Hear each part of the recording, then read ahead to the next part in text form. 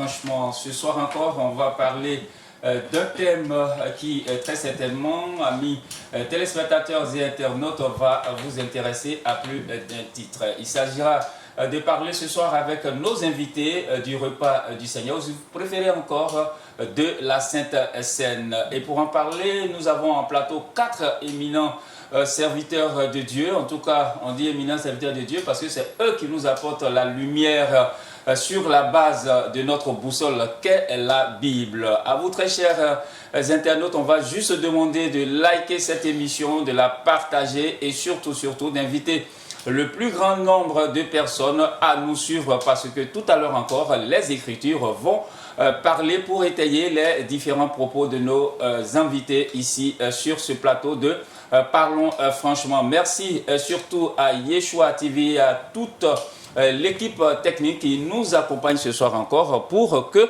la vérité biblique puisse triompher. Alors, sur ce plateau, j'ai avec moi, comme je vous l'ai dit, 4 invités et on va commencer donc par ma gauche. J'ai l'apôtre Kone Ngwamuru. Il est donc de l'église de la mission chrétienne, le CEP. C'est bien cela, homme de Dieu, shalom. Oui, c'est ça, shalom à toi. D'accord. Et vous êtes situé à Koumassi, non loin de la pharmacie Soleil, juste à l'arrêt des bus 32 et 92. Très bien. Avec vous également le prophète David Nguetia. Lui, il nous vient donc de l'église Centre Impact des élus. Homme de Dieu, bonsoir, bienvenue. Bonsoir, merci. Très bien. Alors, notre troisième invité ce soir, c'est l'évangéliste Absou Stéphane. Il nous vient donc de l'église du Seigneur Jésus-Christ, en son assemblée du plateau d'Okui. Homme de Dieu, shalom, bienvenue. Shalom, frère mon cas. C'est la 3e fois que vous passez sur notre plateau? Non, 4e. La 4e fois. Ouais. Vous y êtes bien régulier.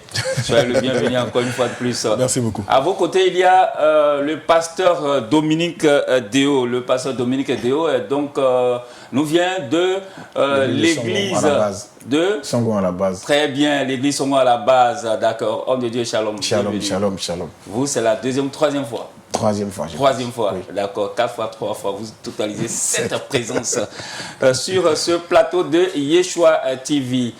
Très chers téléspectateurs, à vous, on va demander encore une fois de plus juste de partager, de liker l'émission et puis pour ceux et celles qui souhaiteraient donc accompagner financièrement cette chaîne de télévision, parce que ça coûte extrêmement cher de faire de la télévision, vous avez le droit donc de faire des dons selon que le Seigneur vous le met à cœur. Voilà, rien n'est exigé, mais vous verrez tout à l'heure au bas de votre écran les différents contacts qui vont défiler. Alors, homme de Dieu, apôtre Kone Ngwamuru, vous allez prier pour confier cette émission à la grâce du Seigneur. Ok. Seigneur, nous te bénissons et nous te rendons grâce. Et nous voulons te dire merci pour ce temps que tu permets. Nous voulons te soumettre toutes choses dans le creux de tes mains. Nous prions afin que tu donnes l'inspiration à chacun de tes serviteurs que nous sommes. Fasse que, Seigneur, tout ce que nous allons dire ici soit pour la gloire de ton nom. Merci d'être au contrôle de toutes choses. C'est au nom du Christ Jésus que j'ai prié. Amen. Amen. Amen. Voilà, je vais juste rappeler à nos très chers invités à qui je réitère vraiment mes remerciements qu'à chaque question, vous aurez 5 minutes pour votre développement, pour votre réponse et puis ce sera donc à tour de rôle. Tout le monde aura le même temps de parole ici. Vous n'êtes pas obligé d'épuiser vos 5 minutes, mais vous êtes obligé de ne pas les dépasser. Voilà, on se met bien d'accord, homme de Dieu. Très bien. Donc ce soir, notre thème, on va parler de l'importance de la Sainte Seine, ou si vous préférez encore, du repas du Seigneur. Alors, déjà, on va commencer par vous, homme de Dieu, apôtre Kone Ngwamuru. La Bible parle du repas du Seigneur. On entend après la Sainte Seine. D'où nous est venue donc cette dénomination?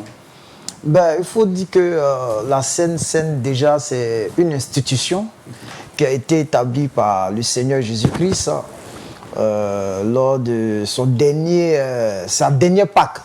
Voilà, qui devait célébrer avec ses disciples. Lorsque nous lisons un peu la Bible dans le livre de Matthieu, le chapitre 26, nous voyons que le Seigneur Jésus, juste avant sa crucifixion, lui, devrait passer un temps avec ses disciples dans la chambre haute. Donc, à cet effet, il a convié à ses disciples de trouver voilà, un lieu où ils allaient célébrer la Pâque et tout. Et ce sera là-bas le dernier repas pascal du Seigneur. Et c'est à partir de là que le Seigneur Jésus a institué pour la première fois la Sainte Seine. Voilà, on peut le voir dans le livre de Matthieu, le chapitre 26, à partir du verset 17. Lorsque nous faisons la lecture, et nous constatons réellement que le Seigneur Jésus est en train d'établir vraiment les bases de ce repas-là. Donc voilà un peu ce que je peux dire sur l'institution du repas du Seigneur. D'accord, merci à vous, homme de Dieu. Alors je vous passe la parole, évangéliste Absou Stéphane. Alors avec vous, on va donc savoir déjà c'est quoi ce repas du Seigneur, hein, en plus de ce qu'a dit l'apôtre Kone Ngwamourou, et puis pourquoi le Seigneur l'a-t-il institué? Merci frère Monka. Évidemment, la Sainte Seine, comme nous l'appelons, le repas du Seigneur, a été institué par le Seigneur lui-même. Et il faut déjà faire remarquer que le mot Seine, déjà, vient du latin Sena, qui signifie repas du soir. Voilà, donc c'est lors de la célébration de la Pâque des Juifs, naturellement, que le Seigneur a institué cela. Parce que le repas du Seigneur a un lien très étroit avec la Pâque. Voilà, pourquoi? Parce que déjà, quand on remonte un peu dans l'Ancien Testament, il s'agissait pour les enfants d'Israël d'induire avec le sang de l'agneau mâle d'un an sans défaut, les linteaux, les poteaux de leur porte, pour que lorsque le Seigneur, Dieu, passait pour frapper l'Égypte, pour frapper tous les premiers-nés, et ils soient épargnés. Donc la Pâque qui vient de pécha, qui signifie passer par-dessus en épargnant. Très bien. Donc, il devait garder le souvenir de ce jour-là. En Exode 12, verset 14, le Seigneur dit, vous conserverez le souvenir de ce jour et vous le célébrerez comme une fête en l'honneur de l'Éternel. Donc, c'était en souvenir de ce jour-là, de cette Pâque-là, que la fête de Pâques était célébrée chaque année. Et donc, le Seigneur, qui est l'agneau de Dieu qui ôte le péché du monde, selon Jean chapitre 1, à partir du verset 29 aussi, vient et par son sang, nous aussi, on est épargnés.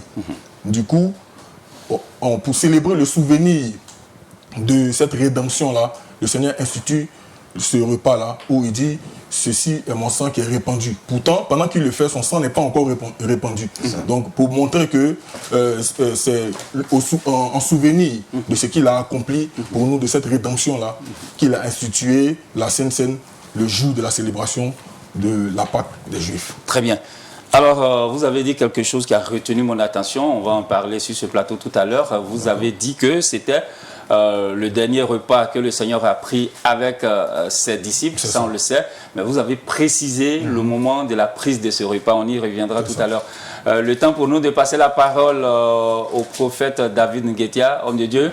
Oui. Avec vous, on va en apprendre davantage en dehors donc, de ce qu'ont dit vos prédécesseurs. Est-ce que vous avez quelque chose à ajouter sur le pourquoi de l'institution par le Seigneur de ce repas-là et puis nous en donner certainement le sens?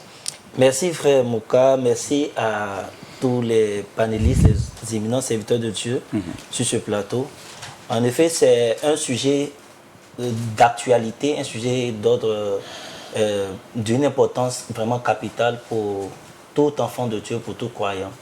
Ce que je voudrais dire à la suite des serviteurs de Dieu, c'est que déjà le Seigneur a eu pour habitude de faire passer ses intentions, ses pensées à travers des symboles, à travers des symboles, des actes, donc des actes qui présagent un but, qui présage l'œuvre donc achevée de Christ. Donc depuis la Genèse, nous allons voir qu'il y a eu un certain nombre d'éléments qui indiquaient, qui fixaient donc l'œuvre achevée de Christ, c'est-à-dire sa mort et sa résurrection. Donc déjà, à la suite de mes prédécesseurs, ce que je dirais, c'est que le repas du Seigneur est un message. C'est un message qui concerne l'œuvre achevée de Christ. Très bien. Qui concerne le plan rédempteur donc, en Christ. Donc, pour nous, le Seigneur, il veut simplement que nous ne perdions pas de vue donc cette œuvre, ce message qui est en même temps une œuvre qui est à notre bénéfice, mais qui est en même temps une œuvre qui nous envoie en mission. Parce que nous sommes censés proclamer cette parole, annoncer cette bonne nouvelle qui est la mort et la résurrection du Seigneur Jésus-Christ. Donc c'est ce que je voudrais vraiment ajouter à la suite de mes prédécesseurs. Très bien. Merci infiniment à vous, prophète David Nguetia. Alors, pasteur Dominique Déo, c'est à votre tour de prendre la parole, de nous dire, en plus de ce qu'on a déjà entendu, la signification de ce repas-là du Seigneur, le dernier qu'il a pris avec ses disciples, et puis surtout, nous dire pourquoi il a institué, quel en est le sens profond. Je crois que mes prédécesseurs ont dit aussi beaucoup de choses intéressantes en rapport avec les Écritures qui sont vraies. C'est juste un additif que je vais apporter. Le Seigneur a pris beaucoup de repas, puisque quelqu'un qui a vécu 33 ans sur terre, c'est pas le seul repas. Mais pourquoi c'est sur ce repas qu'il y a insistance?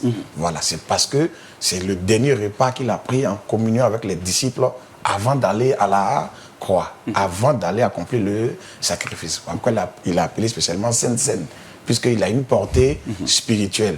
Parce qu'il y a beaucoup d'éléments, comme il a dit, notre Dieu est un Dieu de symboles. Il y a beaucoup d'éléments. Exemple, qu'on prend le jour, c'était le jour de la Pâque qu'il a institué ce repas-là. Parce que la Pâque était en rapport avec la sortie aussi d'Israël, la délivrance d'Israël de l'Égypte. Donc c'est pendant ce jour-là, qui est une commémoration que les Juifs ils célébraient, d'ailleurs, qui est la première fête même des Juifs, parmi les 7 fêtes, hormis le sabbat dans Lévitique 23, la première fête, c'est la fête de Pâques.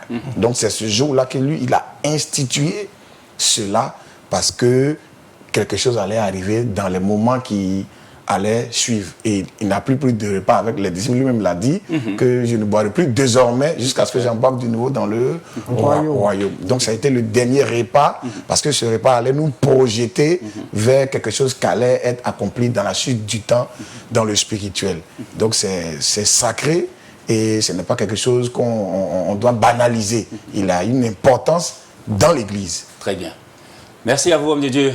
Alors, la question qui me vient à l'esprit et que je vais vous poser, en commençant par l'apôtre David Nguetia, j'en suis sûr, va créer peut-être quelques divergences par expérience pour avoir écouté plusieurs hommes de Dieu. Alors, homme de Dieu, apôtre Konongo Amuru, avec quoi célèbre-t-on le repas du Seigneur, la Sainte Seine? Bon, le Seigneur Jésus a donné, comment on appelle ça, deux choses. Voilà, lorsqu'on lit les Écritures, c'est pour les deux choses qu'il a données pour lui, c'était une occasion pour lui de perpétuer le souvenir de son œuvre. Et ce souvenir-là s'est manifesté par deux gestes. D'accord. Voilà, lorsqu'on lit un peu Matthieu chapitre 26, à partir du verset 26, on dit pendant qu'il mangeait, Jésus prit du pain et après avoir rendu grâce, il le rompit et le donna aux disciples en disant: prenez, mangez, ceci est mon corps. Il prit ensuite une coupe et après avoir rendu grâce, il la leur donna en disant: buvez-en tous, car ceci est mon sang, le sang de l'alliance qui est répandu pour plusieurs pour la rémission des péchés. Je vous le dis, je ne boirai plus désormais de ce fruit de la vigne jusqu'au jour où j'en boirai du nouveau avec vous dans le royaume de mon Père. Donc les deux éléments, il y a le pain et il y a le vin, qu'on peut appeler aussi le fruit de la vigne. Voilà, ce sont ces deux choses-là qui rentrent en ligne de compte avec lesquelles nous pouvons célébrer la Sainte Seine. Voilà, donc... Très bien. Alors, la question, véritablement, c'est que dans certaines communautés, c'est avec le pain acheté dans une pâtisserie, le pain ordinaire avec lequel on prend notre café, que la Sainte Seine est célébrée. Et puis, il y a qu'elle est célébrée également dans certaines églises, soit avec du vin, le vin alcoolisé, ou avec du jus de raisin, tout simplement, qui n'est pas fermenté. Alors, dites-nous ce soir, homme de Dieu, avec quel type de breuvage célèbre-t-on la Sainte Seine et avec quel pain? On le célèbre avec le fruit de la vigne. Le fruit de la vigne. Voilà. Alcoolisé ou pas? Voilà, c'est le fruit de la vigne. Voilà. Donc, quand on prend, par exemple, le raisin, il y a du jus qui ressort du raisin. Parce que nous savons que c'est le raisin fermenté qui donne le vin. Tout à fait. Voilà. Donc, que ce soit le raisin fermenté qui donne le vin ou bien le raisin qui donne du jus de raisin, tout compte fait, c'est ce qu'on appelle le fruit de la vigne. Très bien. Réellement. Et pour ma part, moi, j'ai pas de souci à ce niveau. Voilà, qu'on prenne le vin ou qu'on prenne le fruit, comment on appelle ça? Le jus de la vigne. Le jus de la vigne. Bon, j'ai pas de problème avec. Voilà. Maintenant, pour ce qui est du pain, voilà, il y a certains qui sont très exigeants et qui demandent qu'on le fasse avec du pain sans levain. Voilà, et il y a d'autres qui prennent, comment vous appelez le pain là? Le pain des Libanais, des Palestiniens. Voilà, qu'on prend pour faire le shawarma, tout. D'autres l'utilisent, tout et tout. Parce que là, il est sans levain. Voilà, il est sans levain, tout et tout. Bon, moi, je n'ai pas de problème à ce niveau-là, tout. Pourvu que j'ai le pain et que j'ai le vin ou comment on appelle ça, ou du jus de raisin, moi je n'ai pas de problème à ce niveau-là. Très bien. Voilà. Merci, homme de Dieu. Alors, évangéliste Absou Stéphane, quant à vous, est-ce que, avec quel type de pain d'abord, on célèbre donc la Sainte Seine, et puis ce jus de la vigne, est-il fermenté ou non? C'est du vin alcoolisé ou alors c'est du jus de raisin non alcoolisé? Alors, avec quel breuvage célèbre-t-on donc la Sainte Seine? D'accord. Merci, frère Monka. D'abord, il faut faire très attention. Très bien, on va faire attention. Pourquoi? Parce que notre Seigneur est un Dieu des détails. Très bien. Vous voyez, je me suis référé à Exode dans ma première prise de parole, où le Seigneur avait précisé beaucoup de choses, même au niveau de l'agneau. Il fallait qu'il ait un an, qu'il n'ait aucun défaut, qu'il soit sans tache et tout. Et qu'il fallait qu'il soit un mâle. Bon, on pourrait dire, bon, il a 2 ans, mais il est en forme quand même, donc ça peut passer. Vous voyez un peu? Voilà. Mais ce n'est pas ce que le Seigneur a dit. Le Seigneur a pris du pain sans levain. Et c'est du pain sans levain. Il n'a pas pris un pain sans levain juste parce qu'il fallait qu'il prenne du pain. Mais il a pris le pain sans levain par rapport à quelque chose de précis, parce que lui-même, il a beaucoup parlé du levain. Et ça, on peut le voir dans Matthieu, le chapitre 16. Matthieu, chapitre 16, verset 6 déjà. Verset 6, hein. Allez-y. Voilà. On va il lire dit ici, Jésus leur dit, « Gardez-vous avec soin du levain des pharisiens et des sadducéens. » Donc, le Seigneur demande à ce que ses disciples se gardent, donc se préservent du levain des pharisiens et des sadducéens. On va poursuivre encore dans Matthieu toujours, cette fois-ci au chapitre 23, à partir du verset 27, le Seigneur va mieux expliciter ce qu'il voulait dire par levain. Il disait, malheur à vous, scribes et pharisiens hypocrites, parce que vous ressemblez à des sépulcres blanchis qui paraissent beaux au dehors et qui au dedans sont pleins d'ossements, de morts et de toute espèce d'impureté. Vous de même au dehors, vous paraissez juste aux hommes, mais au dedans de vous, vous êtes pleins d'hypocrisie et d'iniquité. Donc, le levain des pharisiens dont le Seigneur parlait, c'était les faux enseignements. C'était leur hypocrisie. C'est pourquoi l'apôtre Paul a rappelé cela pour dire qu'un peu de levain faisait lever toute la pâte. C'est ça. Donc le Seigneur a pris le pain sans levain, parce que notre Seigneur est le pain de vie. Le pain sans levain est un pain sans mélange. Donc la parole pure, sans mélange. Notre Seigneur Jésus-Christ qui est né sans péché. Donc c'est pour symboliser la pureté, cette pureté-là, que le Seigneur prend du pain sans levain. Deuxième chose, j'aimerais préciser que le Seigneur prend un pain. Un pain. Voilà. Sans levain. Un pain sans levain. Qu'il rompt devant ses disciples, ses apôtres. Et après l'avoir rompu, il rendit grâce après l'avoir rompu. Il distribue maintenant, il leur donnait, il dit, ceci est mon corps. Donc, la Sainte Seine se fait avec un seul pain. D'accord. Voilà. Je répète encore, un seul pain qui est rompu devant ceux qui y participent et après la distribution se fait. Donc, un pain sans levain. Deuxième chose, la Bible parle de la coupe. Et c'est le contenu justement de la coupe qu'on veut traiter. Vous avez demandé, est-ce du vin, donc fermentation, du jus de raisin, ou est-ce un jus de raisin, voilà, jus de fruits. Voilà, un jus de raisin non fermenté et tout. Là encore, il faut aller dans les détails. Très bien. C'est du vin. Et quand nous disons vin, aujourd'hui, dans le langage commun, on dit vin non alcoolisé. Non. Le mot vin signifie fruit de la fermentation du raisin. Le vin même, déjà, c'est déjà quand alcoolisé. on parle de vin, ça veut dire que c'est déjà fermenté. Donc c'est un pléonasme que de dire vin alcoolisé. Vin alcoolisé. Si ce n'est pas alcoolisé, on dit jus de raisin, tout simplement. Très bien. Voilà. Et donc, le Seigneur prend du vin. Pourquoi? Déjà parce que dans la symbolique et dans les détails, là, il y a la couleur déjà du vin qui est rouge, qui symbolisait déjà le sang et tout. Mais il y a aussi une caractéristique qui se retrouve dans le vin, qui est la force. Vous allez voir que plus le vin a cette particularité-là, plus le vin dure dans le temps, plus il se bonifie. Et de cette même manière-là, le sang de Jésus-Christ aujourd'hui est encore fort et puissant pour effacer les péchés de quiconque croit.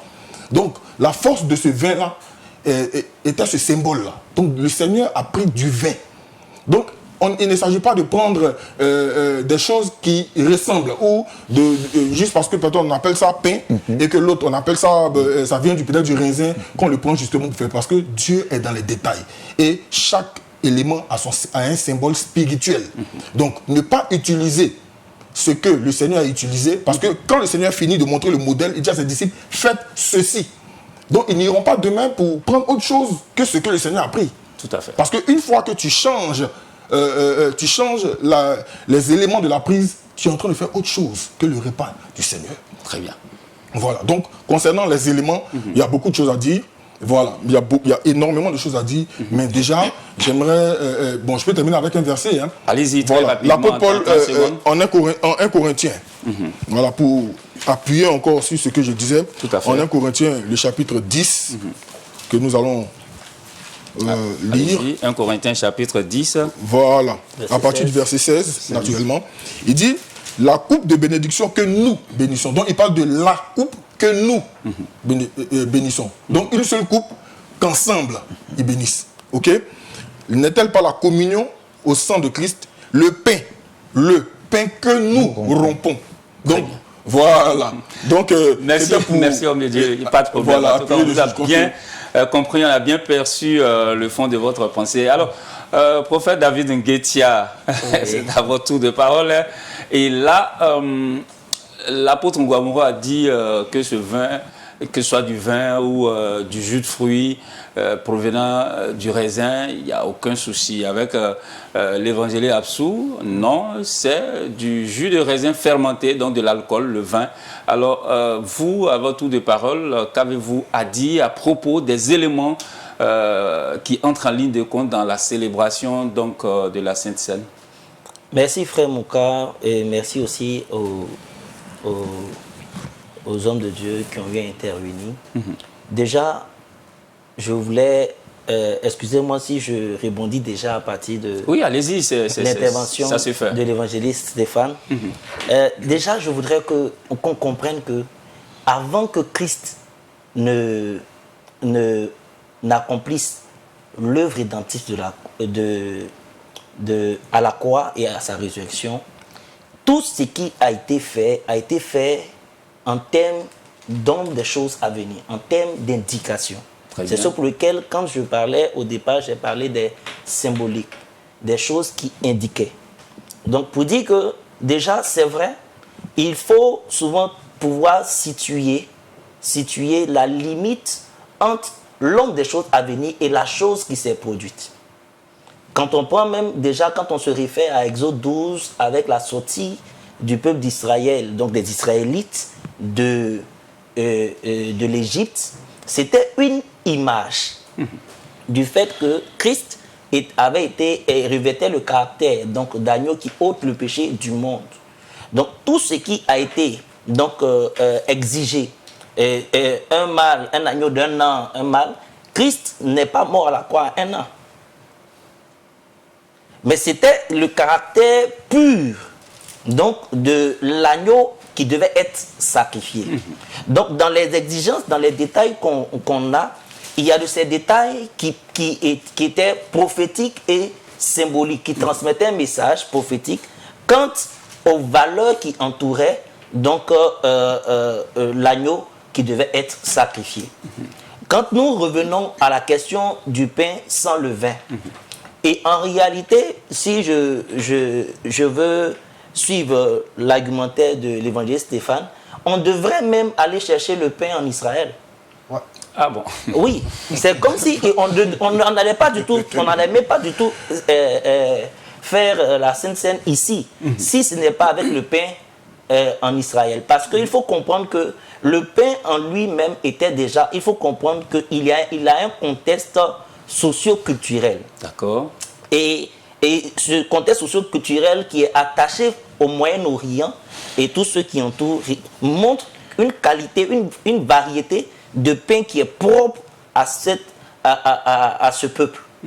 Lorsque nous évoluons un peu, vous allez voir, même juste à côté, nous venons à côté ici, les pays qui sont frontaliers à la Côte d'Ivoire, au Ghana, à Lomé, vous allez voir qu'ils ont un pain qui est différent du pain même qu'il y a en Côte d'Ivoire. Donc je veux déjà qu'on comprenne que le pain ici sans le vin, Jésus l'a déjà dans l'Ancien Testament, il a été exigé pour révéler le caractère pur donc, du sacrifice qui devait se faire. Et ce caractère pur montrait une personne, Christ, qui est venu, et la Bible dit qu'il était sans péché. Donc dans l'Ancien Testament, ça faisait penser au péché. Comme dans les évangiles, quand Jésus parle, il parle aux pharisiens, il parlait de sans levain. Je crois que c'est 1 Corinthiens chapitre 5, 7 et 8, où il parlait, il dit mais avec les pains sans levain de la sincérité et de la vérité. Donc, quand il parle du levain, il met plus un accent sur les valeurs, le caractère, les attitudes qui vont avec. Ça n'avait rien à voir avec le pain physique. Maintenant, c'était purement spirituel. Spirituel et symbolique. Très bien. Et parce que eux, culturellement, nous ici, on mange de tous les pains. On n'a jamais fait de différence entre un pain avec le vin ou sans le vin. Nous, dans notre culture ivoirienne, on ne connaît pas. Mais eux, là-bas, pourquoi le levain était un problème? C'était parce qu'au bout d'un certain moment, le pain se détruisait. Il n'arrivait pas à être conservé quand il y avait le levain. Donc, en clair, homme de Dieu, on prend n'importe quelle qualité de pain. N'importe quelle qualité de pain. La valeur que ce pain revêt est attachée à la bénédiction prononcée sur le pain. Très bien. Et quand on arrive à la question du vin, là encore, j'ai vu l'évangile dit que c'était une seule coupe. D'abord, il dit que c'était un seul pain. Mais qu'on rompt devant tout le monde. Oui, qu'on rompt et qu'on distribuait. Tous les convives. Mais qu'est-ce qu'on distribuait? Et dans Actes des Apôtres, c'est milliers de personnes qui étaient réunies. Acte 2, 42. Vous voyez, qu'est-ce qu'on distribuait? Quel est ce pain unique qui pouvait suffire plus de 3000 personnes? 5000 personnes.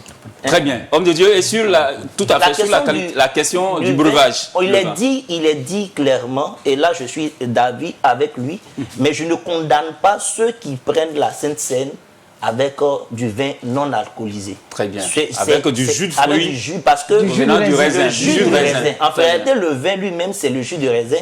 Parce que jusqu'au 19e siècle, autour de 1800, c'est là que la question même du jus de raisin fermenté a commencé. Sinon, avant cela, c'était du vin, ou c'était du vin, et on l'appelait le jus.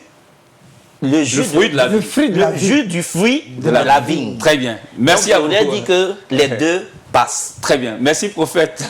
Alors, pasteur Déo, je vous ai vu prendre tout votre sérieux parce que vous voulez réagir à ce qu'a dit donc très certainement le prophète David Nguetia. Et puis, tout à l'heure également, concernant donc le breuvage, c'est-à-dire le fruit, enfin le breuvage utilisé pour célébrer la Sainte Seine.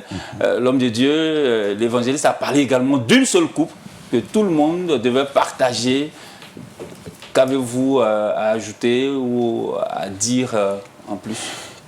Je crois que le frère, il a été très clair avec des versets bibliques à l'appui. Très bien. Mais quand j'ai écouté tout à l'heure les deux frères, le pasteur, les pasteurs, j'ai été plutôt surpris. Surpris, étonné même. Agréablement ou désagréablement? Désagréablement, sincèrement. Bon. D'accord, allez-y. Je ne peux pas comprendre qu'on va sortir du cadre des Écritures parlant d'un fait qui a rapport avec les Écritures. C'est des questions, on les suit bien. On ne sait pas si on doit prendre la Sainte Seine et avec le pain sans levain ou avec du pain levé. Non, ils disent avec les deux du passent. vin, ils disent que les deux passent. C'est écrit où ça? Que les deux passent. C'est écrit où? C'est écrit où ça? Le prophète a si expliqué les que deux c'était passent, juste de la symbolique. Voilà, donc si c'est juste de la symbolique, c'est qu'on peut prendre aussi pain sucré, c'est de la symbolique. On peut prendre banane braisée, c'est de la symbolique. On peut prendre bissap, le bissap est rouge, non, frère? Le bissap est rouge, non? Donc, comme il est rouge aussi, on peut prendre bissap, puisque c'est juste de la symbolique. C'est ça, le Seigneur dit, gardez-vous du levain des pharisiens, de leur enseignement. Ce sont des raisonnements. On ne doit pas faire de telles choses. Les Écritures sont claires. La Pâque qui a été célébrée, nous là, nous sommes des païens qui avons cru en Jésus-Christ. Donc quand on vient sur les usages, on doit faire très attention. Il a vu dans les nations et puis il a pris ce qui existait depuis l'Ancien Testament. Le jour de la Pâque, quand on lit très bien, qu'est-ce qui s'est passé? On mange la Pâque avec quel pain? La Pâque se mange avec quel pain? Pas des pains levés, je suis désolé. Quand on lit très bien, le pain sans levain. Sans le vin. Et il a déjà dit ce que signifie le vin. Le frère a pris Matthieu 16, le verset 6. Gardez-vous du levain des pharisiens. Au verset 12, il dit c'est l'enseignement des pharisiens. Et Paul dit, nous aussi nous sommes une pâte nouvelle.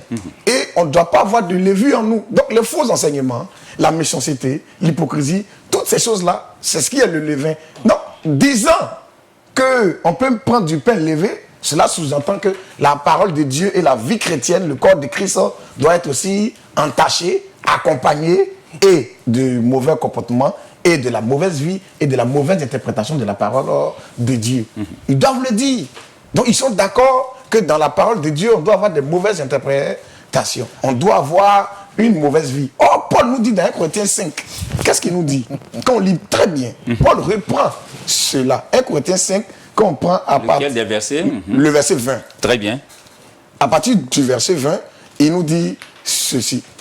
Non, 1 Corinthiens 5, quand on monte même au verset 6, il dit c'est bien à tort que vous vous glorifiez. Ne savez-vous pas qu'un peu de levain fait lever toute la pâte? En disant même un peu, c'est-à-dire qu'il ne doit même pas avoir de levain. Parce que petit là seulement, là, ça fait lever toute la pâte. Ne savez-vous pas qu'un peu de levain fait lever toute la pâte? Faites disparaître le vieux levain afin que ce soit une pâte nouvelle. Puisque nous aussi nous sommes un corps. Comme le pain lui, il est un ensemble. Puisque vous êtes une pâte nouvelle. Puisque vous êtes sans levain. C'est bien dit, vous êtes sans levain. Donc il ne doit pas avoir du levain dans ce pain-là. Jamais. Donc si on connaît bien les symboles, et lui-même c'est lui qui a fait sortir le mot symbole tout à l'heure. Le symbole c'est un pain sans levain. Est-ce que dans les Écritures, ils ont pris du pain levé? Non. Et ils ont pris quoi? Du vin. Puisque Paul les reprend en disant qu'ils ont bu même jusqu'à ce qu'ils soient ivres. Parce que les chrétiens pratiquaient aussi les agapés, les repas communs qu'ils pratiquaient. Voilà. Et ce jour-là, c'est là qu'on profite aussi. Puis ils ont pris la Sainte Seine. Paul a remarqué que d'autres ont pris le vin jusqu'à ce qu'ils soient ivres. Il a dit non, non, non, ne faites pas ça. C'est là qu'on a compris qu'en réalité, c'est du vin. Puisque s'ils ont été ivres, du jus ou bien de raisin ne peut pas rendre les gens ivres. Je suis désolé. Vous voyez, qu'est-ce qui est proche du sang du Seigneur? Quel breuvage est proche du sang du Seigneur? C'est le vin. C'est le vin. En termes de couleur, en termes de dureté, de teneur, de force. C'est ce breuvage-là qui est proche du sang qui a une image du sang du Seigneur. Le jus de raisin, il pourrit. Le jus de raisin se gâte. Mais le vin ne se gâte pas. Il n'y a pas de péremption sur le vin. Il se bonifie. Plus les années passent, plus il devient meilleur. Très bien. Voilà, donc on doit conserver ces éléments. On ne doit pas s'hasarder à dire, bon, bœuf, on peut prendre... Non, non, non, non, non. Ce n'est pas ce que l'Écriture a dit. Restons bibliques. Tant qu'on restera biblique, il n'y aura pas de problème. Mais une fois qu'on veut mettre nous nos propres pensées dans ce que l'Écriture a dit, c'est du levain même qu'on est en train d'ajouter. Le même levain que l'Écriture dit, ça ne doit pas contenir le pain. C'est ce même levain-là, en termes de raisonnement, qu'on ajoute à la parole de Dieu. Et ça ne doit pas être ainsi. Merci, pasteur Déo. Alors, apôtre Konengwamuru, je vous ai vu sourire un tout petit peu.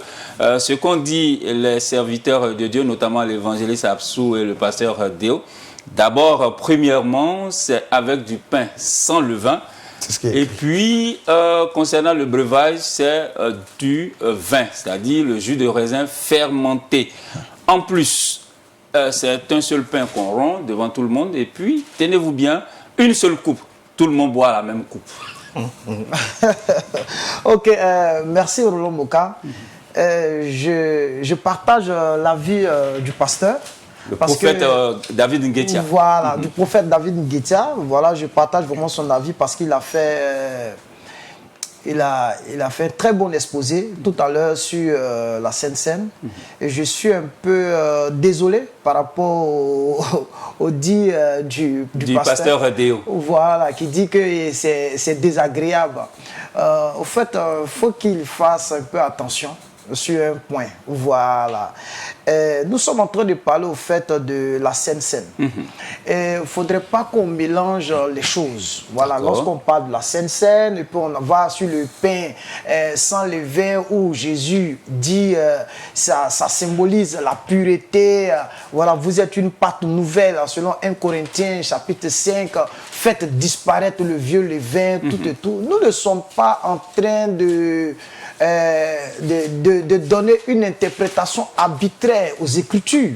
Voilà, moi j'ai dit tout à l'heure que moi j'ai pas de problème. On le prête avec un pain avec le levain, un pain sans levain. Moi je prends dans mon église avec le pain sans levain. Dans mon église, je prends la Sainte Seine avec le pain sans levain. Mais ça ne gêne pas si quelqu'un d'autre le prend avec du pain avec du levain. Ça ne me gêne aucunement pas. Ça ne me gêne aucunement pas. Parce que là où il faudrait que nous disons, nous devons dire que les gens sont en train de faire, on parle du levain des pharisiens, on parle de leur enseignement. Ça dépend de... allons-y sur les doctrines qui sont prêchées déjà dans les églises. Et il y a tellement de fausses doctrines que les gens enseignent dans les églises. Tu vois un peu? Il y a tellement de faux enseignements que les gens donnent déjà à travers, quand on regarde la manière dont les gens enseignent, tout et tout, surtout les histoires d'actions prophétiques, il y a tellement de bêtises dedans. Aujourd'hui, moi je pense que pour ce qui concerne la Sainte Seine, il faut qu'on soit un peu, il faut qu'on fasse très attention sur ça. D'accord. Voilà. Nous sommes tous d'accord pour le principe de la Sainte Seine. C'est le vin et le pain. Nous sommes d'accord pour cela. Mais pour que nous ayons du vin, moi je n'ai pas de problème que quelqu'un prenne, comment on appelle ça la Sainte Seine. La Sainte Seine, le vin avec, comment on appelle ça le fruit. Non, il y a le vin. Le vin, il est déjà alcoolisé. On n'a pas besoin de dire le vin alcoolisé. Le vin, il est déjà alcoolisé à la base. Qu'on le prenne avec le vin ou avec le jus de raisin, moi, je n'ai pas de problème. Moi, personnellement, je ne supporte pas l'alcool. Mais homme de Dieu, ce qu'ils sont en train de dire, c'est que dans la Bible, c'est avec du vin. Pas de jus de raisin. C'est quelque chose que je ne supporte pas. Est-ce que tu comprends un peu? Donc, du coup, je me garde. Même quand on fait à l'église, il faut ça avec le vin. Il faut ça avec le vin. Mais je leur dis que je ne supporte pas. Même quand tu prends un peu, ça me fatigue. Moi, ça me fatigue. Donc, je ne supporte pas. Déjà, c'est un. Déjà, quand il dit que Jésus a pris un seul pain, moi, ça me fait rire. Attends, moi, je suis dans une assemblée de 1000 membres, mais de 2000 membres. C'est un seul pain, il est venu, il est parti à tout le monde. Mais attends, il faut qu'on fasse très attention. Jésus a pris un seul pain parce qu'il était 12 personnes. C'est ça. Il était 12 personnes. Aujourd'hui, il a une assemblée de plus de 12 personnes. Donc, du coup, quand on prend l'agneau, on dit chaque famille devait prendre un agneau, n'est-ce pas? Tu comprends un peu? Pourquoi on n'a pas pris un agneau pour tout le monde? On peut prendre un agneau pour tout le monde, mais parce qu'il a vu qu'il y a du monde. Ils sont comme près de millions, 2 ou 3 millions, le peuple d'Israël. Tu comprends un peu? Donc chacun devait immoler un agneau en famille, tout et tout, et puis manger cet agneau-là dans sa maison. Donc il faut qu'on fasse très attention. Il ne faut pas qu'on dise que non, moi je suis biblique, nous sommes hors des Écritures. Nous ne sommes pas hors des Écritures. Nous ne sommes pas hors des Écritures. Là où il y a le danger, c'est la manière dont nous interprétons les Écritures. C'est là où il y a le danger. Est-ce que tu comprends? La parole de Dieu s'explique par elle-même. Nous ne venons pas pour ajouter des choses ni pour retrancher des choses. Nous disons que nous ne sommes pas contre ce qu'ils disent en ce qui concerne la Sainte Seine. Qu'ils prennent avec le pain sans le faire. Moi, je n'ai pas de problème avec ça. Ils sont contre avec ce que vous dites. Non, ça n'engage que. C'est leur position. Oui, ça c'est leur opinion et leur position. Ils le disent en lisant la Bible. Moi je lis la Bible aussi. Parce qu'on parle du fruit de la vigne. Le jus de raisin, c'est le fruit de la vigne, oui ou non? Tout à fait. C'est le fruit de la vigne, oui ou non? Voilà, donc, faut pas qu'ils disent que, ah non, si tu prends pas avec le fruit de la vigne, c'est que tu n'as pas pris ça réellement. Tu sais, il y a beaucoup de choses qui viennent d'Israël. On peut se lever pour dire que, pourquoi vous ne faites pas ça en Israël? Regarde, quand tu pars en France, ils ont le pain traditionnel là-bas. Les Français, ils sont attachés à leur pain traditionnel. Ça n'a rien à voir avec le pain des Arabes ou bien comment on appelle ça. C'est lié à leur culture. Il faut qu'on fasse attention. Et le pain traditionnel est lié à la culture française. Et quand tu vas en Suisse, il y a le pain suisse. C'est lié aussi à leur culture. Mais attends. Quand tu viens au Ghana, ils ont le pain aussi, qu'on appelle, le pain sucré. C'est quelque chose qui est lié à leur tradition. Je te prends un autre exemple. Tu sais, quand je rentre dans le domaine du mariage, ça c'est une parenthèse que Une parenthèse que vous allez ouvrir et refermer très rapidement. Rapidement, écoute-moi bien.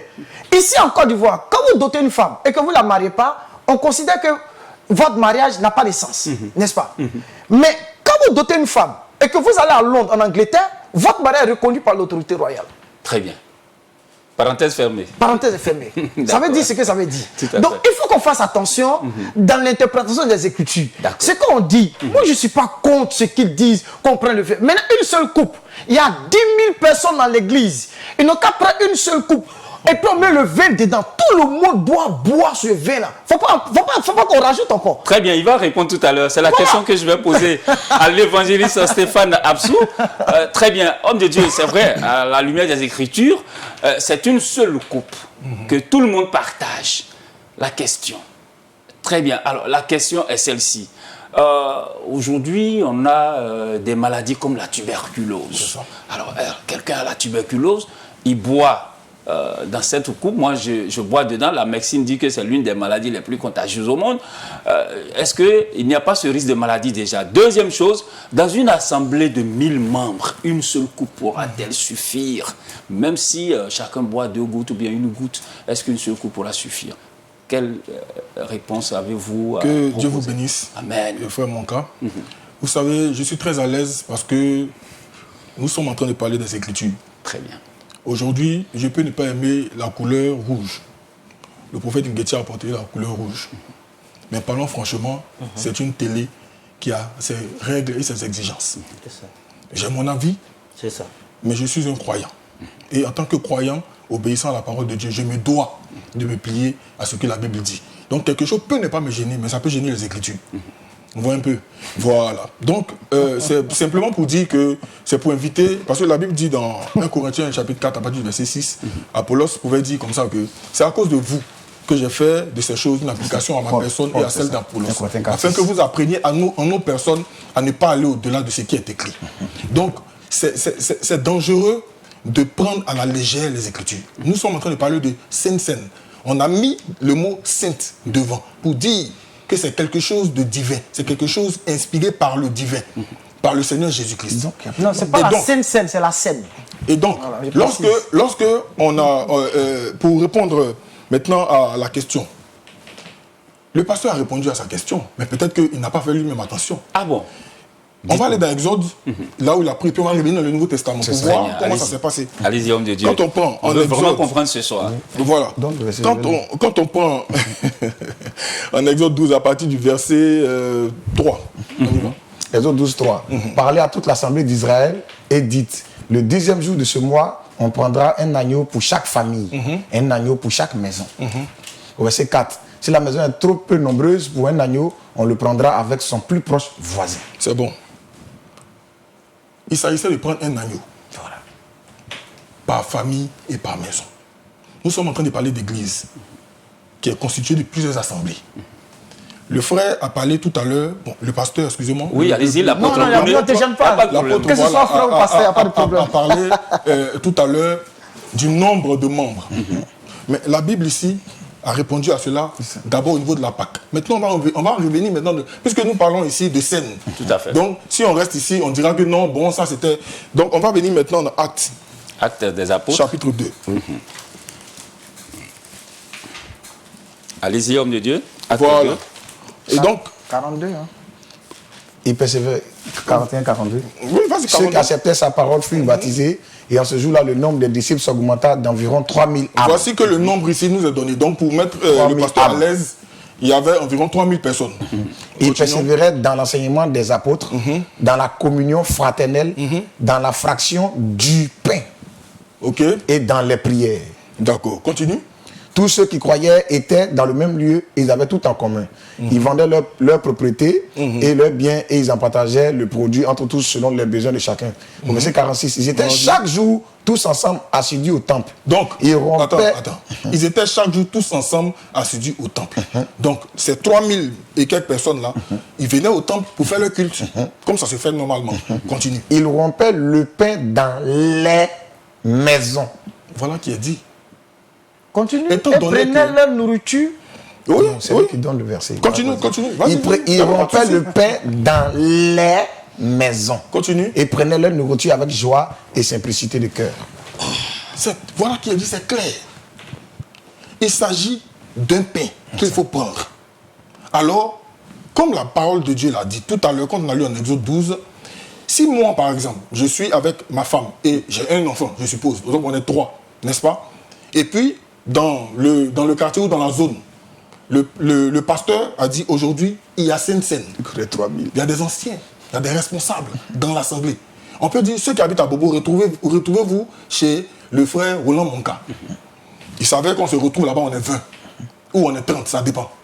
On peut partager un pain et une coupe. À ce Amen. moment-là, Amen. c'est un pain et c'est dans la même coupe que nous tous, on va boire. Dieu te bénisse, frère. Très bien. Voilà Voilà dans comment une c'est assemblée de 3000 âmes, Voilà, où on parce que s'arrête ce avec pain-là le n'existera pas. On ne pourra Très pas bien. faire un pain qui va suffire à 3000 personnes. On vous a bien Donc, compris. Dieu qui a la sagesse infiniment grande, comme il savait qu'il n'y avait pas d'agneau, qui avait la forme d'un dragon, qui ne pouvait pas suffire à plus de, comme il a dit, 2 millions de personnes et tout. ça. Voilà, il dit, prenez un agneau pour chaque maison. C'est ça. Parce que le sang d'un seul agneau même ne pouvait même pas enduire tous les linteaux et les poteaux de toutes les portes de ces personnes-là. Mais le principe, c'est que ceci est mon corps qui est rompu. Un corps. C'est mon corps. Et la Bible le dit dans Éphésiens chapitre 4, du verset 4 à 6, il y a un seul corps. Amen. Comme vous aussi, vous avez... Il était appelé à une seule espérance par votre vocation. C'est ça. Très bien. Donc c'est le seul corps là. C'est lui qu'on rompt devant les frères. Voilà pourquoi la Bible a fait cette précision-là. Ils étaient tous assidus au temple. Donc on montre leur nombre. Et maintenant, quand on parle de pain, on dit ils rompaient le pain dans les maisons. Parce que les 3000 là ne pouvaient pas rompre un seul pain. Très Maintenant, bien. pour en venir à la coupe. Très rapidement. Vous avez parlé de Dieu. tuberculose. C'est ça. Voilà. Mais la Bible ne précise pas l'état de santé des apôtres pendant que la Sainte Seine se prenait. Moi, je ne sais pas si Pierre avait une toux au moment où cela se prenait. Mais aujourd'hui, ça existe, homme de Dieu. Quelle Ça a précaution doit prendre? ça a toujours ont toujours existé. existé. Mais ce que je veux dire, c'est que moi, je conçois très mal qu'un pasteur qui prêche la guérison divine pratique une institution divine. Quelque chose qui a été instruit par le Seigneur. Et Il qui pratique s'inquiète. cela Il va m'appeler le et qu'il dit que un tel ou un tel frère va avoir la tuberculose. Déjà ça, moi, ça me pose un problème. C'est ça. D'accord. Voilà, moi, ça me pose déjà un problème, en fait. Très bien. Merci. Parce évangéliste. que l'essence de la Sainte Seine, c'est aussi la communion fraternelle. Et c'est ce que j'ai rappelé dans 1 Corinthiens chapitre 10.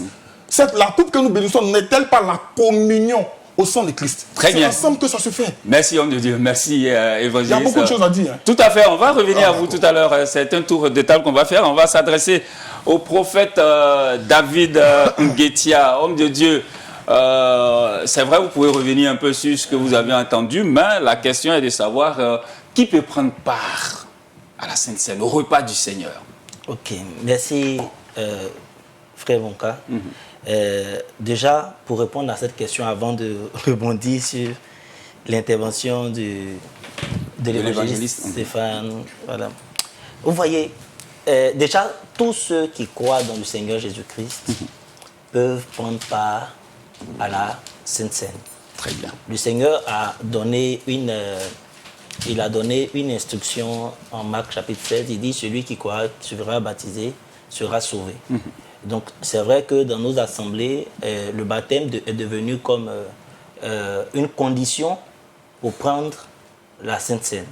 Mais déjà, la base, c'est que lorsque nous croyons dans le Seigneur Jésus-Christ, le baptême est l'expression visible de notre foi invisible.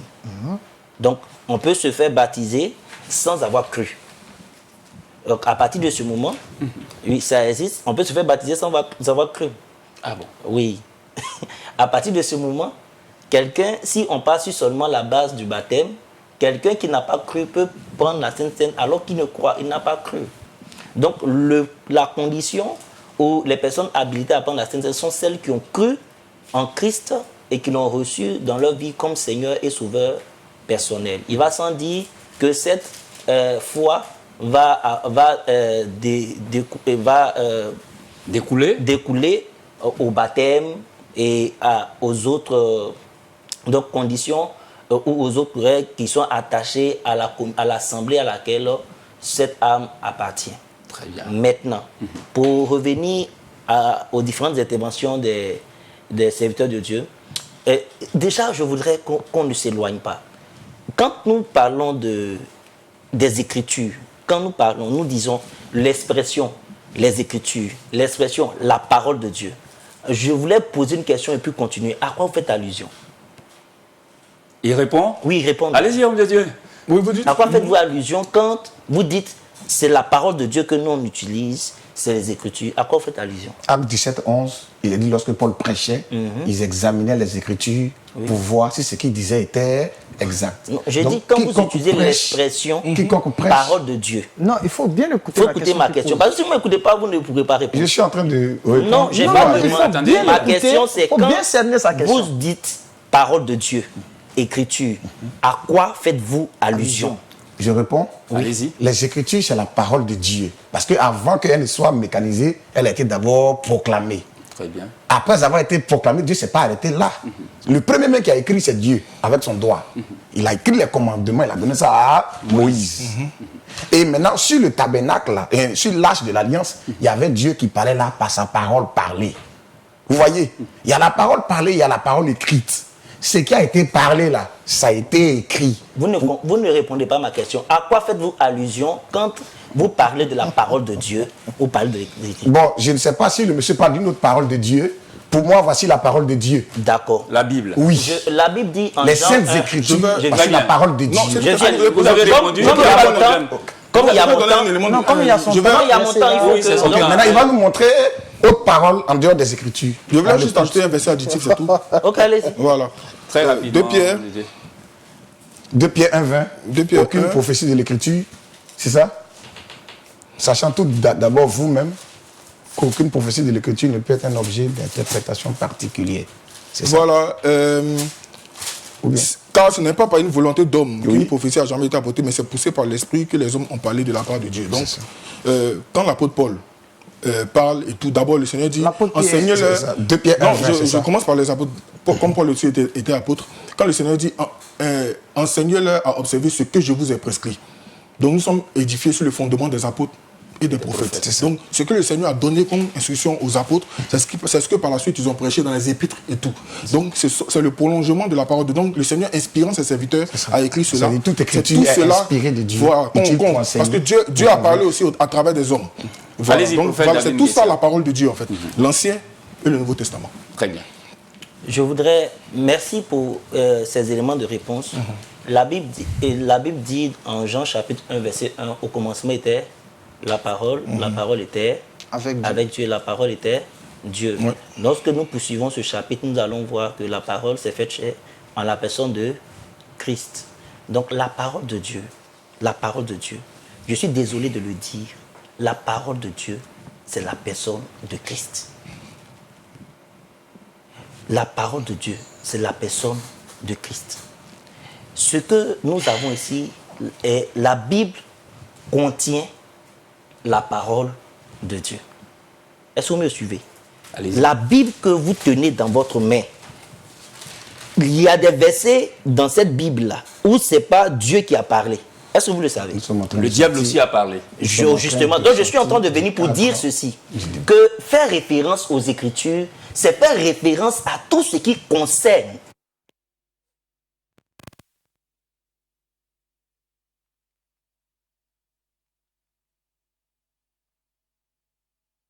à ce que vous étiez en train de dire. Parlant, par exemple, du d'un pain. J'insiste sur l'expression symbolique. Un pain, j'ai dit c'est une image. Ce n'était pas deux personnes qui allaient mourir à la croix. C'était une seule personne. C'était Christ. Et tant que Christ n'était pas mort, tout ce qu'on était en train de faire était en train d'annoncer, était en train d'indiquer, était en train de montrer, était en train d'indexer ce que la personne de Christ représentait et ce qu'il allait accomplir pour Dieu et pour le bénéfice de ceux qui croiraient. Il faut que nous, en tant que pasteurs, nous comprenions qu'il y a plusieurs thématiques, plusieurs choses qu'on peut dire.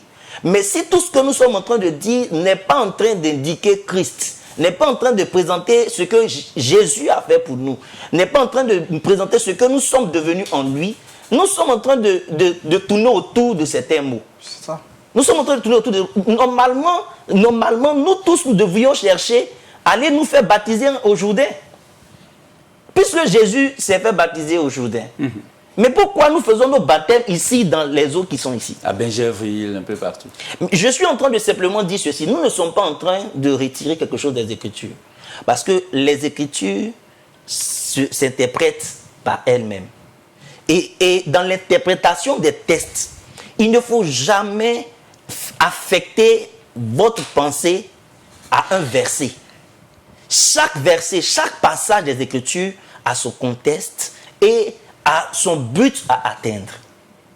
Il y a tout ce que nous lisons depuis la Genèse jusque dans l'Apocalypse. Si vous voulez, l'image c'est comme deux flèches. Il y a une flèche qui vient comme ça de la gauche, qui indique le centre. Il y a une flèche qui vient de la droite qui indique le centre. Et au milieu, c'est la croix. Donc, il n'y a rien qui n'indique la personne de Christ. On prend la Sainte Seine, on prend le repas du Seigneur. Il dit, faites ceci en mémoire de moi. Il n'a pas dit en fonction de notre culture, en fonction de nos maisons, de paix, en fonction de nos maisons. En mémoire de qui? De Christ. Son corps brisé pour nos péchés. Son sang versé pour nous purifier et aussi pour sceller la nouvelle alliance. Sceller la nouvelle alliance, ça veut dire avant que son sang ne verse, la nouvelle alliance n'était pas scellée. Nous ne sommes pas dans une nouvelle alliance. Ce n'est pas moi qui le dis. Très bien. C'est ce que le texte nous dit. Donc, ce que nous essayons de dire, et je veux insister sur le fait que nous ne sommes pas contre la Sainte Seine avec le vin donc, et le pain sans le vin. Nous ne sommes pas contre, nous ne l'avons pas dit. Ne nous rendez pas auteur de ce que nous n'avons pas dit. Nous avons dit ceci, que vous avez 30 secondes, allez-y. Et qu'il y a aussi, comment on dit, d'autres peuvent utiliser d'autres pains. Ils peuvent utiliser, comment on dit ça là, le vin non alcoolisé. Nous l'avons dit. Il y a plusieurs choses que nous faisons, même aujourd'hui, nous en tant que serviteurs de Dieu, nous en tant que pasteurs, qui ont été des décisions du corps. La Bible dit que quand tu approches ton frère et que ton frère ne t'écoute pas et que en dernier lieu c'est l'église et qu'il refuse de l'écouter, considérez-le comme un païen. C'est pour te dire que l'église a aussi le pouvoir décisionnel quant à la manière de procéder dans certaines choses. Merci beaucoup, prophète David Nguetia. Alors, pasteur Déo, vous allez prendre la parole et nous dire qui sont les convives qui peuvent prendre part au repas du Seigneur. Je pense que la réponse qu'il a donnée là-dessus, il n'y a pas de débat. Je veux revenir un peu sur certaines déclarations de nos frères qui ne sont pas en ordre avec les Écritures. La Bible dit que votre oui soit oui et que votre non soit non. Ce qu'on ajoute là, ça vient du malin. Ce n'est pas la parole de Dieu. Très bien. Ils ont dit ici tout à l'heure que la Bible parle de fruit de la vigne. C'est vrai. Le vin est le fruit de la vigne. Mais tout fruit de la vigne n'est pas le vin. Parce qu'on parle là du jus de raisin. Pourtant, les deux proviennent du raisin. Les deux proviennent du raisin. Mais pourquoi l'autre est appelé vin et l'autre est appelé jus de raisin? Parce qu'on voit qu'il y a une différence au niveau de la fermentation. Il y a l'un qui se gâte, qui pourrit. Et l'autre là, lui, ne pourrit pas, il ne se gâte pas. Mais entre ces deux-là, qu'est-ce qui est proche du sang du Seigneur? Parce qu'il a dit, voilà, ceci est mon sang. Qu'est-ce qui est proche de son sang? Qu'est-ce qui est l'image de son sang? Les deux, c'est rouge ou non, rouge? non. Si c'est rouge, on peut prendre du bissap. Parce que le bissap est rouge. Donc là même, on clôt le débat. On rentre même dans nos cultures. Comme le bissap ne vient pas du fruit de la vie, c'est ça. J'arrive. Donc quand on rentre, maintenant quand on dit le sang, est-ce que le jus de raisin est l'image du sang du Seigneur? Non.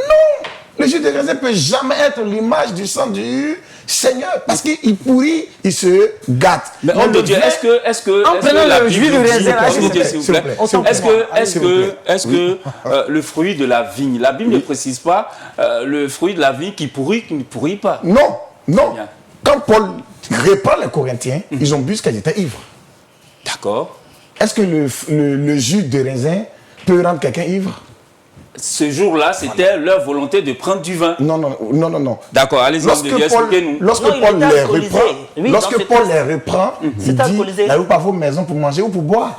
Pourquoi vous venez ici, là, ce qu'on prend ici, c'est sacré. Lui qui veut manger et boire, il n'a qu'à rester chez lui. Mais ici, c'est sacré. Parce qu'il n'y a pas eu de modération. Ils sont allés au-delà, ils ont débordé. Donc, on comprend par là que c'était alcoolisé. Paul n'a jamais été contre le fait que ça soit alcoolisé. Il était contre que les frères ont débordé. Et il les reprend pour cela, pour dire que ce n'est pas une bonne habitude. C'est quand on n'était pas converti qu'on faisait de telles choses. Quand on est en Christ, on est converti, on doit marcher dans la modération, dans la modestie. Donc, le vin, V-I-N, il est fermenté et il donne ce breuvage-là. Très bien. Parce que dedans, là, il y a le stimulant, il y a l'alcool. Voilà pourquoi c'est l'image même du Saint-Esprit. Quand à la Pentecôte, ils ont parlé en langue, on dit ils sont ivres du vin doux. Il dit non, ils ne sont pas ivres du vin doux. Ils sont ivres du Saint-Esprit. C'est le Saint-Esprit qui les anime. Parce que lui qui est conduit par l'Esprit de Dieu, il ne se maîtrise pas. C'est comme ça aussi, lui qui aussi, sur l'effet de ce stimulant-là, il ne se maîtrise pas. Mais la seule différence, il faut que ça puisse contenir cela. On appelle ça le vin, ça ne pourrit pas. Et c'est l'image parfaite du sang de Christ. Le jus de raisin n'est pas le sang de Christ. Il n'est même pas proche du sang du Christ. Maintenant, pour revenir sur le pain.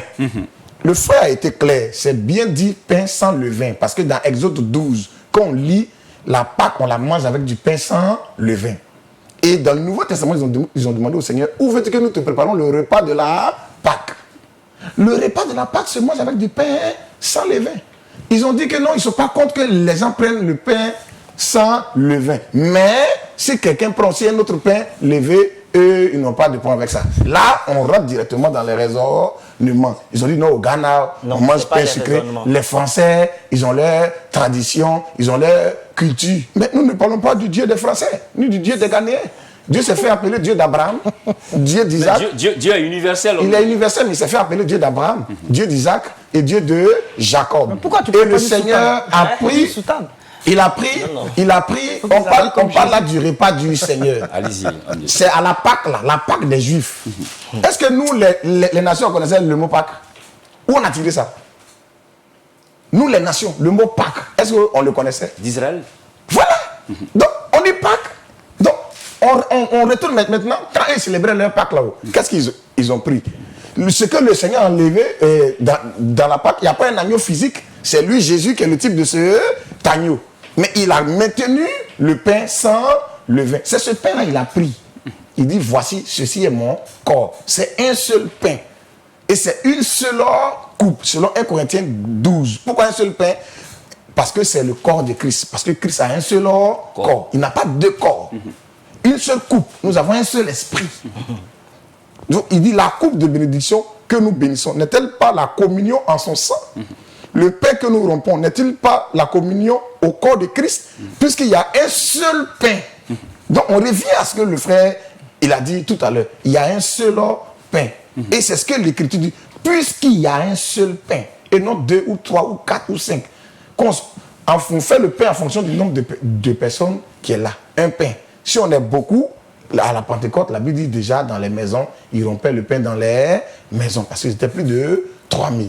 Voilà. Donc il y avait les apôtres, il y avait plusieurs personnes. On pouvait se réunir dans les maisons, mais toujours avec un seul pain. Donc pour revenir simplement, l'écriture est claire. Un pain et une coupe. Et c'est du vin.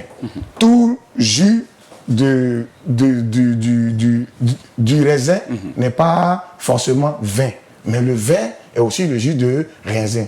C'est précisé, c'est alcoolisé. Si lui ne supporte pas, il n'y a pas de problème. Ça, c'est lui. Mais quand on arrive sur la parole de Dieu, on doit appliquer ce que Dieu a dit et laisser nous-mêmes ce que nous souhaitons ou ce que nous supportons ou même nous ne supportons pas. Là, Dieu n'a pas regardé à nos humeurs pour donner sa parole.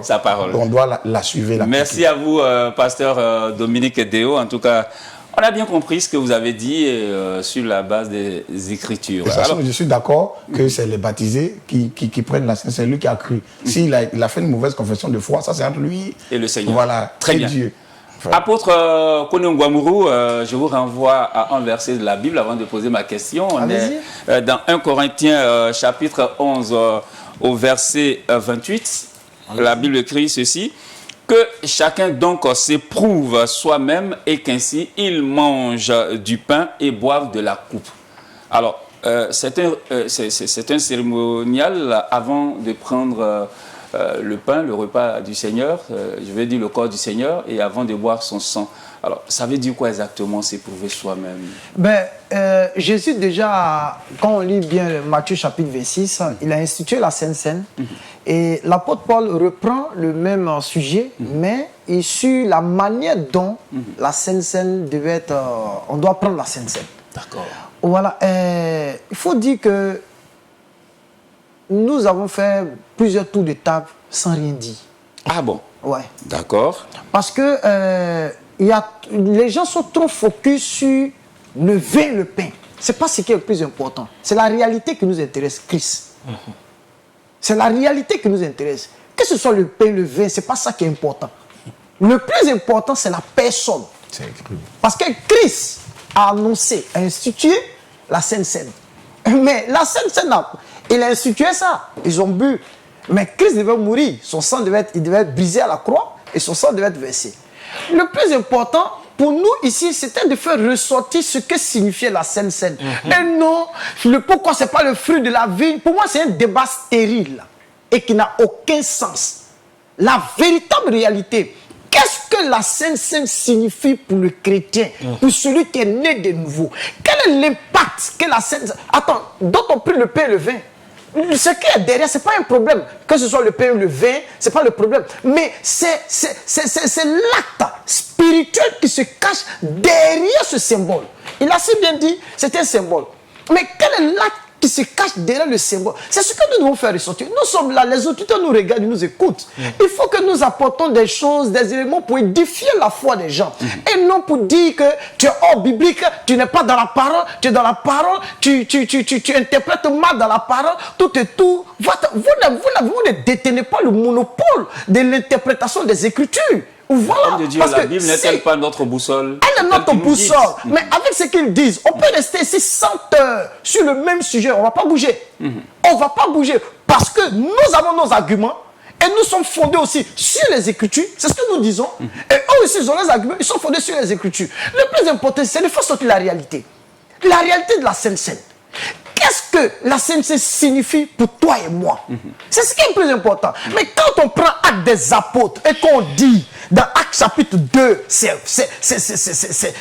aberrant. Ils persévéraient dans l'enseignement des apôtres. Et après, on est dans la communion fraternelle et dans la fraction du pain. Et qu'on nous dit après que c'est dans les maisons qu'ils prenaient la Sainte Seine. Donc les enseignements, ils recevaient ça où? Dans la maison aussi? Dans l'église? Non, c'est dans la maison qu'ils recevaient l'enseignement aussi. Non. Mais ici, il est dit, ils persévéraient dans l'enseignement des apôtres. C'est-à-dire que les apôtres les enseignaient. Et ils pratiquaient la Sainte Seine. On a une église où il y a du monde. Pourquoi vous voulez forcément dire que c'est dans les maisons qu'on doit prendre? Et nous qui avons des grandes églises, qu'est-ce qu'on fait de ça? Il faut qu'on leur dise, allez dans vos maisons et que chacun prenne un pain et une coupe pour que vous puissiez prendre la Sainte Seine. Mais attends, on vient à l'église, c'est pourquoi? L'homme de Dieu, il a évoqué des versets. Non, il a dit, il a dit que c'est dans chaque maison qu'eux, ils prenaient. Les 3000, là, ils se réunissaient après dans leur maison pour prendre la Sainte Seine. C'est moi qui ai dit ça. Autant pour moi. Et quand il dit, il persévérait dans l'enseignement des apôtres, dans la communion et de la fraction du pain, c'était où? Il pratiquait la fraction du pain. Au verset 46. Non. Le verset 46. J'ai lu le verset 46. Le verset 46 dit qu'ils étaient chaque jour ensemble assidus au temple. Ils rompaient le pain dans les maisons. Aïe. Ils étaient chaque jour assidus au temple, ils rompaient le pain. Mais ici, au verset 42, qui dit qu'ils persévéraient, c'était où? Au verset 42, répondez. Je ne vous comprends pas. Voilà, je dis, le verset 42 dit, ils persévéraient dans l'enseignement des apôtres.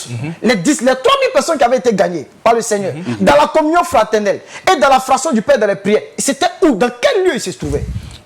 C'était où ils se retrouvaient. Oui. C'est ce que la Bible a précisé tout à l'heure. Pour les enseignements, ils se retrouvaient au temple, et pour la fraction du pain, ils se retrouvaient dans les maisons. Je voulais déjà... Non, il m'a posé la question, c'est ce que je dis. C'est ce que le texte Ou bien c'est ce que la Bible dit. C'est pas ce que la Bible dit, c'est ce que tu dis. Ah. Il a en train de lire les Écritures. Bon, non, Non, c'est pas une histoire des Écritures. Non, il faut faire très attention. Tu sais, les Écritures, il faut savoir les interpréter. Tu comprends un peu? Faut pas dire des choses que... Bon, on a lu en haut, au verset 41-42, ils persévéraient dans l'enseignement. Ils étaient où? Eux tous, ils étaient dans le temple. Ils persévéraient. Mais arrivé un moment, il faut comprendre l'histoire de l'église. L'église de Jérusalem. C'est une église qui a une histoire dont on ne va pas faire ici l'histoire puisqu'on est pris par le temps. Ce qui m'intéresse, c'est que nous devons nous concentrer réellement sur la réalité, sur la signification de la Sainte Seine pour le chrétien. Que ce soit avec le... Moi, je vais prendre la Sainte Seine et je vais partager le pain. Écoute-moi bien, je vais couper le pain et ça ne va rien faire à ma foi. Et je sais que quand Jésus viendra, je partirai au ciel. Ça ne touche pas à mon salut, ça ne touche pas à ma foi. Donc pour moi, c'est un débat qui est stérile et qui n'a pas sa raison d'être. Le plus important, qu'est-ce qu'on peut apporter aux auditeurs et à ceux qui nous regardent, à ceux qui nous écoutent? Qu'est-ce que la Sainte Seine signifie? Qu'on reste là sur le vin, sur le pain, le vin, le pain. C'est un seul pain, c'est une seule coupe. Comme on n'a pas dit, c'est biblique. L'huile d'onction qu'ils utilisent là-haut, c'est la même huile d'onction qu'ils répètent dans la Bible qu'ils utilisent. Très bien. L'huile d'onction qu'ils utilisent. Oh de Dieu, la question, si c'est une question. L'huile d'onction que les gens utilisent là. L'huile d'onction que les gens utilisent là. Est-ce que c'est la même huile d'onction qu'ils utilisent? Non, laisse-moi, je vais expliquer. Parce que moi, j'ai pas eu assez de temps. Je parlais chose à propos. Laisse-moi, je vais m'exprimer. Voilà. Donc, je reviens sur le 1 Corinthiens, le chapitre 11, à partir du verset 28. Il dit que chacun donc s'éprouve soi-même. Ça veut dire quoi? Avant de s'approcher de la table du Seigneur, du repas du Seigneur, chacun doit se remettre en cause pour revoir sa vie. Est-ce que ma vie est conforme à la sainteté de Dieu? Est-ce que ma vie est conforme à Dieu? Voilà, là, avant de s'approcher de la table du Seigneur, c'est de ça qu'il est question. Le problème, ce n'est pas le vin, le feu qu'on va venir prendre. Mais c'est les dispositions dans lesquelles nous sommes avant de prendre la Sainte Seine que l'apôtre Paul ici relate. Parce qu'on ne peut pas s'approcher de la table du Seigneur dans un état d'impureté. Dans un état d'impureté. Mais qu'on nous dise que c'est le pain sans levain qu'on doit prendre. Le pain sans levain qu'on doit prendre, à quel rapport avec notre vie de sainteté? La question me pose. Ça a quel rapport? Ça a quel rapport? Même quand Jésus utilise, quand l'apôtre Paul utilise dans 1 Corinthiens chapitre 5, le pain sans levain, c'est des images. Il dit, vous êtes une Pâque nouvelle. Car Christ, votre Pâque, a été immolé. Ça veut dire quoi? Ça veut dire que nous, notre Pâque, c'est Christ, n'est-ce pas? Donc il dit quoi? Célébrer la Pâque, non avec du vieux, levain, mais avec de quoi? Comment on appelle ça même? Avec, attends, je ne vais pas paraphraser. Allez-y. Il dit, célébrons la Pâque, non avec du vieux levain, non avec un levain de malice et de méchanceté, mais avec des pains sans levain. C'est une image. Ce n'est pas quelque chose de physique. C'est une métaphore. C'est une métaphore. En fait, il ne faut pas que les gens soient braqués dans la tête, ils soient fermés, carrés dans la tête. Non, c'est une métaphore. Parce que Jésus utilisait tellement de métaphores pour nous faire comprendre les réalités du royaume. Mais quand on veut réellement se figer sur un tel sur des mots pour dire c'est ça, ça. Sur l'huile qu'ils utilisent, donc quand ici il n'y a pas la tasse, la cinnamome dedans là, nous on va combattre les huiles.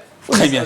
Merci beaucoup, apôtre Koné Ngwanguru. Alors, évangéliste Absou Stéphane, c'est à vous que revient la parole. La question, vous avez la possibilité de renchérir sur ce qu'a dit l'apôtre, mais la question est de savoir déjà la signification de 1 Corinthiens chapitre 11 verset 28 où le Seigneur nous demande de nous éprouver. Voilà, l'apôtre Paul demande de s'éprouver soi-même avant de prendre le repas du Seigneur. C'est ça la question. Déjà, l'examen de l'épreuve doit se faire à plusieurs niveaux. D'accord. Voilà cet examen-là dans 2 Corinthiens chapitre 13 à partir du verset 5. L'apôtre Paul rappelle cela. Il dit, examinez-vous vous-même pour savoir si vous êtes dans la foi. Ne reconnaissez-vous pas que Christ est en vous? Autrement, vous serez reprouvés. Donc, il y a cet examen d'abord de la foi.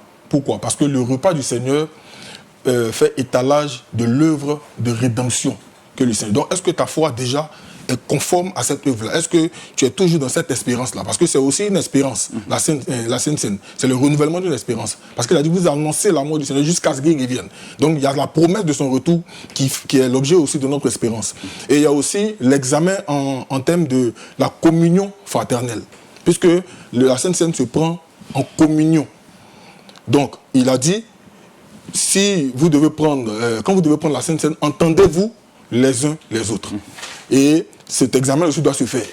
Il faut te rassurer que tu n'as pas de problème avec les frères.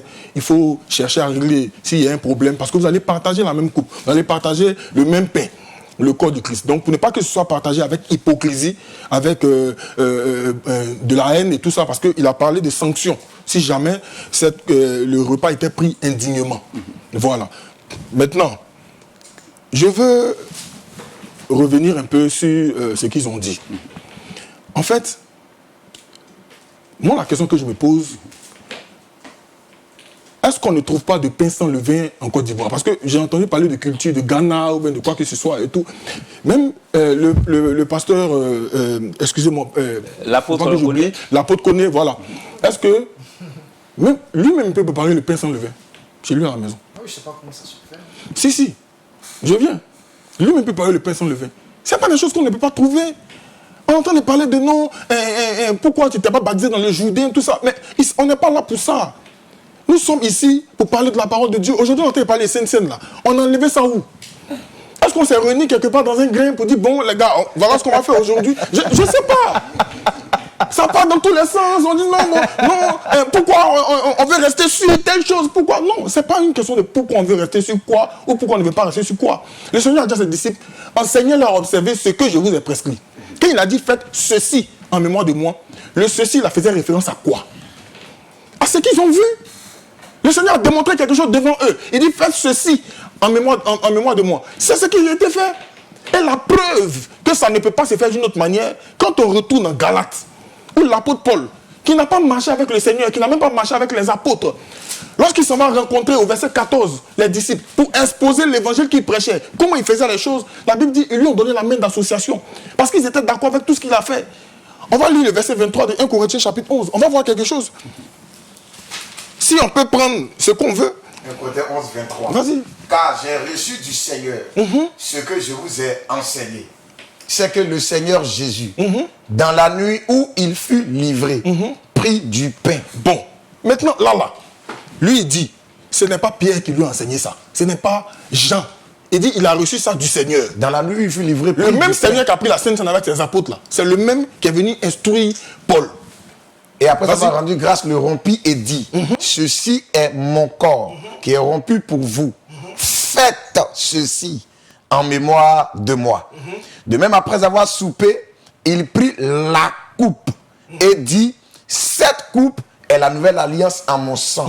Faites ceci en mémoire de moi toutes les fois que vous en boirez. C'est bon. Donc l'apôtre Paul est en train d'expliquer ce que le Seigneur lui a donné comme instruction. Bon, ce n'est pas important. Parce que c'est ce qu'on entend ici. Non, le plus important, c'est notre relation avec Christ. Et puis le Seigneur va se déplacer et venir instruire l'apôtre Paul sur on doit prendre du pain. Il ne dit pas, bon, prends quelque chose là-bas. S'il trouve un riz couché, prends, et puis bon, fais quelque chose là-bas. Non. Et puis il précise les éléments, encore les mêmes éléments. Et pour montrer que c'était les mêmes éléments, on a lu tout à l'heure, il a lu tout à l'heure en 1 Corinthiens, chapitre 5, où l'apôtre Paul même précise que c'est du pain sans levain. Ce sont des informations et des précisions que le Seigneur lui a données. Pour dire qu'on ne peut pas faire n'importe comment. Et on a expliqué ici la symbolique du pain sans levain. Ils disent que c'est des images. Ok, c'est une image. Mais est-ce que le pain sans levain n'existe pas? Est-ce que le pain sans levain, on ne peut pas le trouver? Il y en a en Côte d'Ivoire. Il y en a en Côte d'Ivoire. Il y a du vin en Côte d'Ivoire. Bon, qu'est-ce qui t'empêche de te référer à la parole? Parce que quand tu es en train de me dire, quand on dit tout ce qu'on est en train de dire, bizarrement, depuis qu'on est assis ici, il n'y a pas un verset qui montre que... J'arrive, je termine ma question. Il n'y a pas un verset qui montre une autre manière dont les chrétiens... Parce que notre référence finale, ce sont les premiers chrétiens qui ont été enseignés par les apôtres qui, eux, ont reçu les instructions du Seigneur. Dans toute la Bible, les expériences des premiers chrétiens qui ont été... On peut même aller en Actes chapitre 20, où l'apôtre Paul prend la Sainte Seine avec à Troas. Très bien, allez-y, homme de Dieu, il vous reste 45 secondes. Voilà, Troas n'était pas à Jérusalem. Tu peux lire ça, mon frère. Le premier jour à partir du verset 7. de la semaine, nous étions réunis pour rompre le pain. Donc c'était un dimanche. Paul, qui devait partir le lendemain, s'entretenait avec les disciples et il prolongea son discours jusqu'à minuit. Ok, là encore, si on a touché ça, mais il y aurait un traitement d'état ici. Parce que pourquoi Paul prolonge son discours jusqu'à minuit? Parce que justement, le pain dont on parle là ne peut jamais se prendre le matin. C'est ça. Le pain de la Sainte Seine ne se prend, ne s'est jamais la pris journée. La journée. C'est ça. Seulement le soir. On ne peut pas me montrer le contraire dans toute la Bible. Donc, c'est qu'ils font, où ils prennent plusieurs pains, et plusieurs coupes, ou plusieurs trucs là, qu'ils me montrent une seule référence, qu'ils me montrent une seule expérience biblique. Parce que notre fondement, notre siège, notre boussole, c'est la Bible. S'il n'y a pas de fondement biblique, alors ce qui est fait n'est pas biblique. Merci, évangéliste Absou Stéphane. Alors, l'évangéliste a anticipé sur la question que je devais poser au prophète David Nguetia. Il y a le moment de la prise du repas du Seigneur, et puis il y a que le Seigneur, avant la prise de ce dernier repas-là, a lavé les pieds de ses disciples. Homme de Dieu, aujourd'hui, doit-on pratiquer à la lettre cela? Prendre la Sainte Seine seulement le soir, se laver les pieds les uns les autres avant de prendre la Sainte Seine? Qu'en dites-vous, homme de Dieu? Merci beaucoup, frère Roland. Voyez-vous,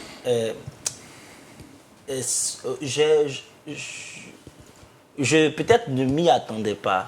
D'accord, et comment? Pourquoi? De ce que je suis à quoi j'assiste. Ouais. Oui, peut-être. Je le dis, pourquoi? Parce que, pour ma part, lorsque nous sommes sur un tel plateau, c'est pour éclairer. C'est pour éclairer les lanternes, c'est pour instruire le peuple de Dieu, les amener à la statue parfaite de Christ. Voyez-vous, quand la Bible dit l'enseignement, persévérer dans les enseignements, l'enseignement des apôtres, persévérer dans l'enseignement des apôtres, c'est Christ que les apôtres prêchaient. C'est Christ que les apôtres prêchaient. Est-ce qu'on est d'accord avec? Bien entendu. Ok. Donc, le fait que nous soyons ici, ce que nous sommes censés indiquer, c'est la relation qui existe entre Christ et entre la scène et Christ. Et j'aime bien la définition, effectivement, c'est un mot latin, cena, qui fait allusion au repas du soir. Un souper, un dîner. En réalité, c'est le repas, parce que ça, c'est dans la culture. Quand on va le dire, ils vont dire non, c'est pas une question de culture. Culture juive. Quand on étudie les tests, même tout à l'heure, j'entendais sur le plateau le mot la Pâque. J'avais envie de poser la question de quelle Pâque on parle. De quelle Pâque? Si, je peux répondre. 1 Corinthiens 5, verset 7. Moi, je parlais ici. On parle de la Sainte Seine. Non, c'était pas vous, j'ai dit. Justement, si la Pâque, vous dites la Pâque est Christ. Il a mis Christ, notre Pâque. Et qu'on puisse tous nos ressources dans la Pâque juive. En fait, il faut qu'à un moment donné, je viens. Il faut qu'à un moment donné, on apprenne à étudier les Écritures, pas avec l'interprétation seulement l'interprétation de nos orientations. Il faut on s'approche et laisser ce que la pensée de Dieu dans ce test-là puisse ressortir. Déjà, ce que je voulais préciser avant de revenir à cela, c'est que en même temps, la scène, en plus du fait que l'évangéliste Stéphane a dit que c'était le dernier repas. C'est ça? Vous avez dit le repas du soir. En plus du fait qu'on dit ce soit le repas du soir, en réalité, dans l'entendement, c'était surtout le dernier repas. Après cela, il n'y avait pas d'autre repas.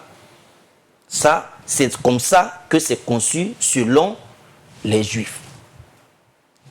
Maintenant que nous sommes clairs dessus, ça, ce que je suis en train de dire là, et voici ce qu'ils vont dire tout à l'heure quand ils vont prendre la parole. Ils vont dire, quel est le verset qui dit ça? Alors que tout à l'heure, quand lui-même l'a dit que c'était comment on dit ça là, le repas du soir. C'est l'environnement, les circonstances dans lesquelles le Seigneur a fait, il a pris le soir. Oui, c'est ce que je suis en train de dire. Donc quand je suis en train de préciser qu'en même temps, c'est le dernier, c'est ce détail-là, c'est le dernier repas. Oui. Voilà. Même pour nous, maintenant, l'autre, ce que je voudrais dire, c'est que lorsque nous prenons la Sainte Seine, même les chrétiens de l'Église primitive le prenaient il dit, à chaque fois qu'ils se retrouvaient, et ils le prenaient après, le premier jour de la semaine, acte 20. Le premier jour de la semaine. Non, ils n'ont pas dit que toujours, ils ont précisé que... Je suis en train de venir. Voyez-vous, c'est là où souvent, personnellement, quand c'est comme ça, il y a des rétentions d'informations. Parce que lorsque nous lisons les Écritures, il est important de respecter la chronologie biblique et l'évolution des choses. Vous ne pouvez pas vous rester par exemple figé sur Actes chapitre 5 et puis ne pas vous rendre compte qu'au bout de... quand ils sont arrivés à Acte 6, il y a eu un réaménagement. Quand ils ont progressé, il y a eu la question des délégations des tâches. Il y a eu une évolution, une progression dans l'organisation de l'Église. Dans l'organisation de l'Église en évoluant, en allant. Vous comprenez un peu? Alors, ce que j'essaie de dire, c'est qu'on peut prendre la Sainte Seine à tout moment.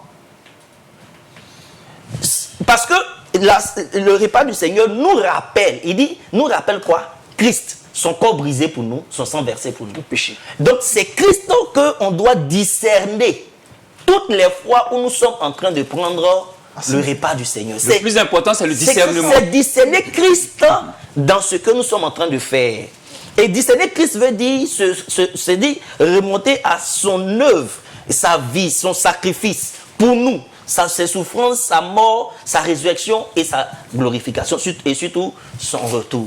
C'est ça le message que le repas du Seigneur transmet. Et c'est ce dont les internautes, c'est ce dont le peuple de Dieu a besoin de savoir. C'est que ce n'est pas une pratique mystique dans l'Église, mais c'est une pratique qui rappelle ce que Christ a fait. Parce que quand nous prenons le pain, nous sommes en train de penser à son corps brisé. Quand nous prenons le vin, nous pensons à son sang versé pour nous, qui vient sceller une nouvelle alliance. Le peuple de Dieu a besoin de ressortir de cet échange avec ce message. S'il sort de là avec nos positions, nos postures sur même des interprétations dépourvues du test, c'est ça? Ça va être un problème. Parce que le test de 1 Corinthiens 5, 1 Corinthiens 5 qu'on a lu, parce que je ne peux pas comprendre, on lit et puis on dit autre chose. Il dit ceci dans la version 8 secondes. Vous avez encore 45 secondes. C'est bien à tort, version 8 secondes, je vais lire 3 versions. C'est bien à tort que 1 Corinthiens chapitre 5. Je lis à partir du verset 6. C'est bien à tort que vous vous glorifiez. Ne savez-vous pas qu'un peu de levain fait lever toute la pâte? Faites disparaître le vieux levain. Quand nous lisons doucement et nous allons comprendre. Afin que vous soyez une pâte nouvelle. Donc quand il dit faites disparaître le vieux levain, afin que vous soyez une pâte nouvelle, puisque vous êtes sans levain. Car Christ, notre Pâque, a été immolé. Quand l'apôtre Paul parle, Christ est déjà mort. Quand Jésus parle, il va mourir. Ces choses-là peuvent échapper à notre façon d'interpréter les textes, mais sont très importantes. Très bien, homme de Dieu. Et je n'ai pas encore fini, permettez, parce que tout à l'heure, donnez-moi le temps d'aller jusqu'à... On est tenu par le temps, homme de Dieu. Je vais rapidement. La régie me signale. D'accord, je vais rapidement. La question, c'est le lavage des pieds. Si je me trompe pas, le lavage des pieds. C'était ça la question, je sais pas. Je suis en train de terminer. Ok. Allez-y. Célébrons donc la fête, non avec du vieux levain, non avec un levain de malice et de méchanceté, mais avec les pains sans levain de la pureté et de la vérité. La version Parole de vie dit ceci. Vous avez bien tort d'être plein d'orgueil. Louis II a dit, vous vous glorifiez. Lui dit plein d'orgueil. Un peu de levain fait lever toute la pâte. Ne savez-vous donc pas cela? Enlevez le vieux levain du péché pour devenir pur. Est-ce que l'apôtre Paul parlait du pain comestible? Ou bien il parlait des chrétiens qui étaient censés marcher dans la pureté? C'est cela, c'est ce pourquoi nous disons que c'est une image. Quand on dit une image, c'est-à-dire on prend des images pour transmettre un message, une vérité. Il faut lire dans les autres versions, ce n'est pas nous qui le disons. Le texte ne parle pas du pain physique, il parle de la personne qui est née de nouveau. Il parle des chrétiens de Corinthe. Très bien. C'est dans ce contexte qu'il leur parle. Le lavage de pieds, Jésus l'a fait combien de fois? Une fois, puis c'est le dernier repas avant sa mort. Okay. Mais est-ce que vous savez que le lavage de pieds était une culture juive? D'accord.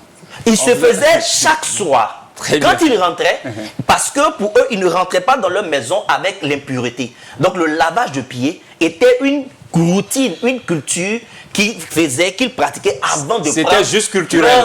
un repas du soir. Merci homme de Dieu, merci prophète David Ngueti. Alors, pasteur Dominique Déo, est-ce que c'est important le moment de la prise du repas du Seigneur, vous avez, qui s'est faite le soir. Est-ce que c'est important de se laver les pieds avant la prise du repas du Seigneur? Et la véritable question, est-ce que cela a une portée spirituelle? Bien sûr.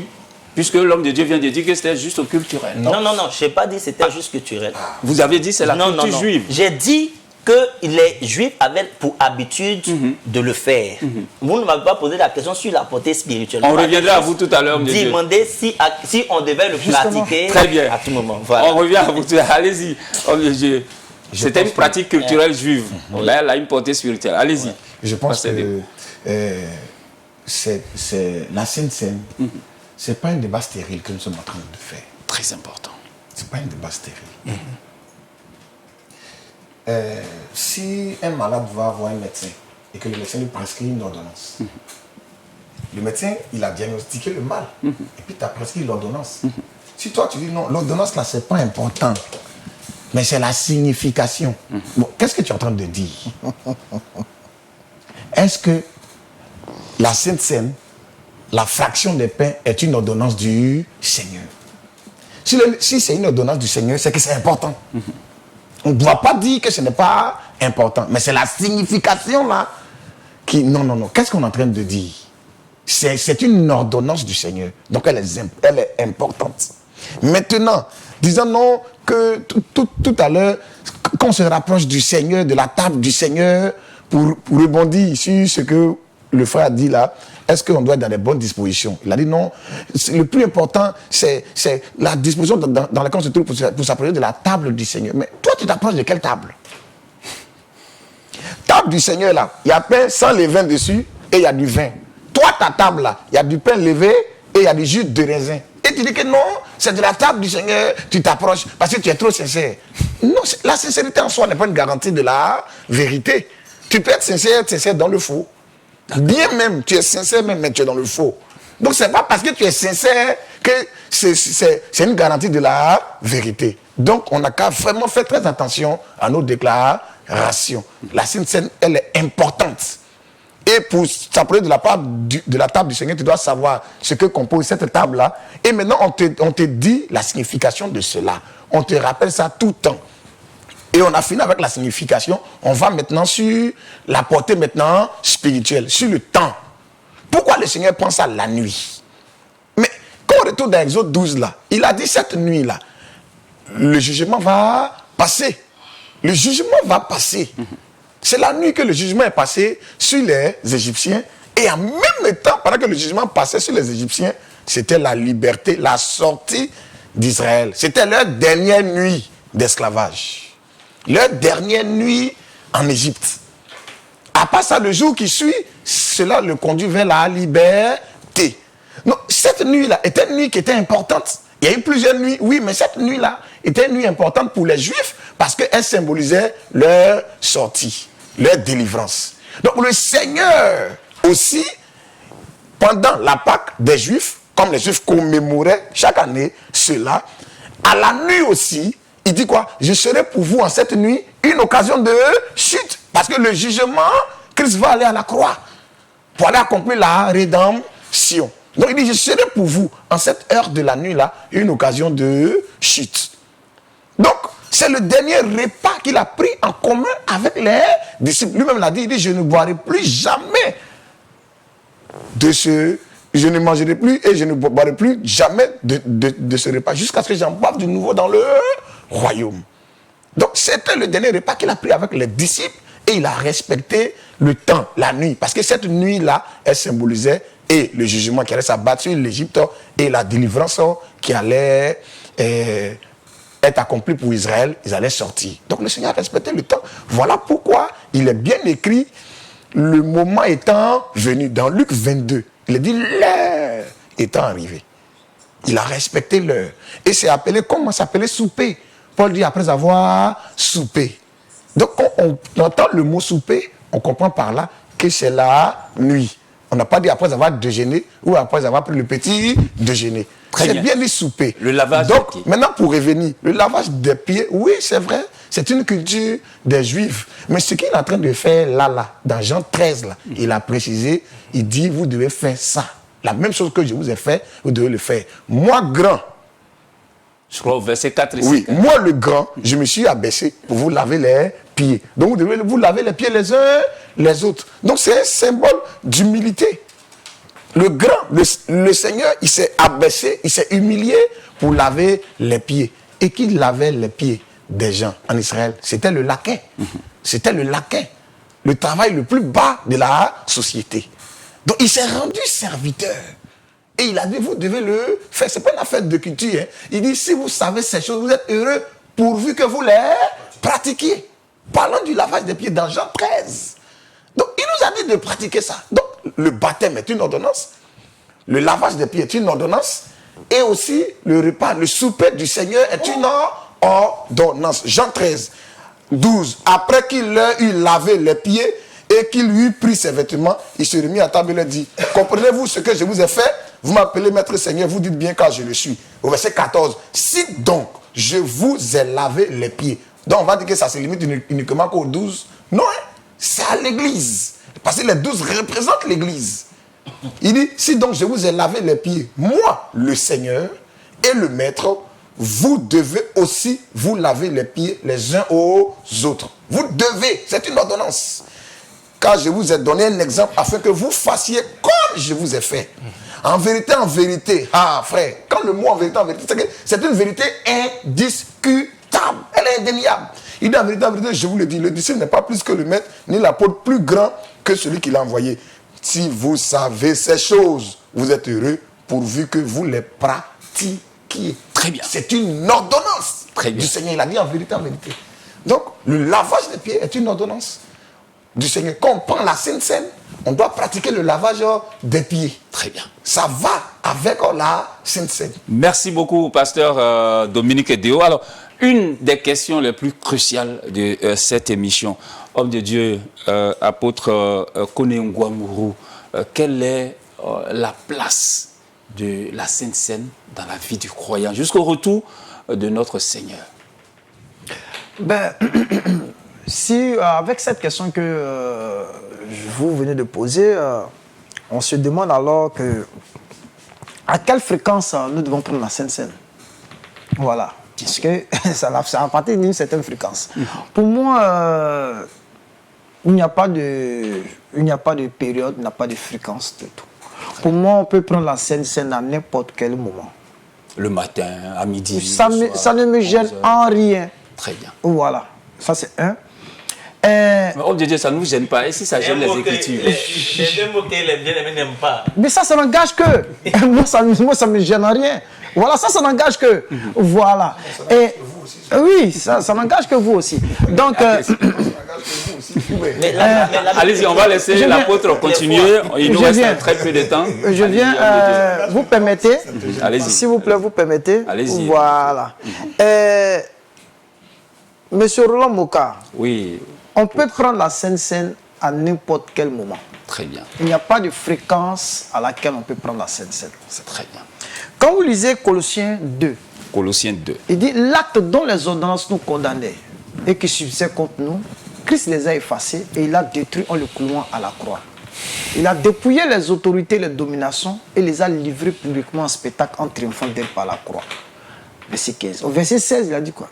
Il dit que personne donc désormais ne vous juge au sujet du manger ou du boire, au sujet du effet des sabbats, au sujet d'une nouvelle lune. Car toutes ces choses étaient l'ombre des choses à venir. Mais la réalité se trouve dans le corps. Pas la réalité, mais en temps. Il dit quoi?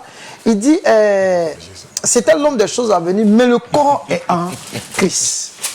Tu vois, il faut faire vraiment attention lorsqu'on veut interpréter les Écritures. Ça, c'est un. Parce que quand j'entends dire que le lavage des pieds est une ordonnance, je veux qu'il me montre quand les apôtres dans le Nouveau Testament, dans les épîtres, ont lavé les pieds des gens. Moi, je veux voir. Parce que il ne peut pas comparer le lavage des pieds avec le souvenir de la Sainte Seine, qui est une commémoration, qui est une institution, qui est un sacrement de l'Église. Le lavage des pieds n'est pas un sacrement de l'Église. Jésus, pendant que ses disciples étaient en train de discuter qui est le plus grand, qui sera élevé, qui aura telle position, il mit quoi à son comble? Quand la Bible dit, il mit, comment on appelle ça, on dit quoi? Il mit à son amour, il mit comment on appelle ça? On dit, et ayant aimé les siens qui étaient dans le monde, mit le comble à son amour pour eux. On dit, il mit le comble à son amour pour eux. Il a saint, il s'est saint, et il a pris une serviette, s'est assis, et il a commencé à laver les pieds de ses disciples. Et Pierre dit, non, tu ne peux pas faire ça. Comme il a si bien dit, c'était un métier, comment on appelle ça même, c'est le métier le plus vil, le plus bas, le plus honteux. C'est cette position que Christ a pris. Voilà l'idée, voilà le message que Jésus veut faire passer. Jésus ne nous a pas dit d'aller laver les pieds des gens. Il ne nous a pas appelé pour aller laver le pied des gens. Le message qu'il veut faire passer, son humilité, montrer comment les disciples devaient être humbles les uns envers les autres. Pas le fait de laver. On connaît des pasteurs orgueilleux ici qui lavent les pieds des gens. C'est par rapport à quoi? Mais c'est quel message est-il dedans? Le problème, c'est pas laver les pieds des gens. Tu peux venir laver les pieds des gens, mais toi-même, là, quand on regarde là, où est l'humilité en toi? Tu sais, il faut qu'on fasse attention à l'interprétation des Écritures. Sinon, on va prendre un faux chemin. Et c'est ce qu'il est en train de dire. C'est très dangereux. Dire que le lavage des pieds était sacrément dans l'église, c'est aberrant et c'est anti-scripturaire. C'est un danger. Ce qu'il vient de dire, il faut qu'il rectifie. Jamais Jésus n'a institué ça comme étant un sacrement dans l'église. Ce qui a été institué comme un sacrement, c'est le baptême. C'est, comment on appelle, la Sainte Seine. Et parlant même encore de la Sainte Seine. Oh, mais attends, moi je prends le vin et le pain. Je bois ma Sainte Seine, je mange le corps. Mais quoi le problème? Le problème se trouve où? Que je prenne ça le matin ou que je prenne ça le soir, le problème se trouve où? Et tu sais, il faut que nous faisons attention sur un fait. Il y a quelque chose qui est très dangereux dans ce que nous sommes en train de dire. Allez-y rapidement. Voilà. Il faut que dans tout ce qu'on est en train de dire, je n'ai pas vu ici sur le plateau parlant un peu de la signification. Il a touché certains points que j'ai vraiment aimés, tels que la communion fraternelle, tout et tout. Il a touché certaines choses, mais il a touché ça pêle-mêle. Je pense que c'est ce qui devrait être déjà. C'est-à-dire, ce sont ces genres de choses que nous devons exposer. Le signe, la nouvelle alliance, celui qui mange, boit le sang de Jésus-Christ, il attire sur lui un jugement. Ce sont des choses que nous devons évoquer. Parce qu'aujourd'hui, moi, aujourd'hui, je te rends un témoignage que j'ai vu des gens très rapidement dans l'église, ils disent, bon, quand vous entrez chez vous, toutes les familles se réunissent, chacun prend la Sainte Seine. Et le gars, il prend ses enfants qui ne sont pas nés de nouveau, et il prend la Sainte Seine en famille avec sa femme, même la servante, il prend la Sainte Seine. J'ai vu ça dans ce pays-là. Très bien. Merci beaucoup, apôtre. C'est grave. On vous a compris. D'accord. Alors, avec vous, évangéliste Absou Stéphane, on va parler toujours de l'importance de la Sainte Seine. Avec l'apôtre Kolungwamourou, on a demandé la place qu'occupe la Sainte Seine dans la vie du croyant. Mais surtout, avec vous, on voudrait savoir, est-ce qu'elle est liée également à la préparation de l'épouse qui doit accueillir l'époux le Christ? Est-ce qu'il y a un lien? Quelle est la relation? Que Dieu vous bénisse. Amen. Toutes les ordonnances que le Seigneur a établies et instituées sont pour la préparation de l'époux. Très bien. Parce que l'une des bases fondamentales sur lesquelles on ne doit pas se fourvoyer, c'est l'obéissance à la foi. Donc l'obéissance à la parole de Dieu. Le Seigneur pouvait le dire en Luc, chapitre 6, verset 36, si je ne me trompe pas. Vous m'appelez Seigneur, Seigneur, et vous ne faites pas ce que j'ai dit. Le problème, c'est qu'on confond beaucoup l'ordre et les ordonnances. D'accord. Moi, je peux être dans mon église, je peux dire que quand on vient, ceux qui arrivent, les premiers s'asseyent derrière, et ceux qui arrivent, les derniers s'asseyent devant. Ça, c'est l'ordre dans mon église. Je peux dire que mon culte commence à 8h et ça finit à 17h. Ça, c'est l'ordre dans mon église. Mais je ne peux pas dire qu'aujourd'hui, on prend la Sainte Seine avec du placali. Ça, ce n'est pas l'ordre dans l'église. Là, ça devient une déviation très grave. Parce que quand je vois à quel point le caractère sacré de la Sainte Seine est mis en avant par le pasteur, l'apôtre Koné, je dis non, mais la Sainte Seine, ce n'est pas n'importe quoi. Le caractère sacré, et puis au milieu, on mélange tous les éléments. Bon, moi, je me demande bien, finalement, qu'est-ce qui est sacré? Parce que on me dit, c'est le message qu'il faut. Mais au niveau du lavage des pieds ici, bon, je ne sais pas comment. Si donc je vous ai lavé les pieds, moi le Seigneur, vous devez aussi vous laver les pieds les uns aux autres. Bon, donc le message que le Seigneur veut dire, c'est l'humilité. C'est pas qu'ils doivent se laver les pieds, mais c'est l'humilité. On continue encore, car je vous ai donné un exemple. C'est quoi un exemple?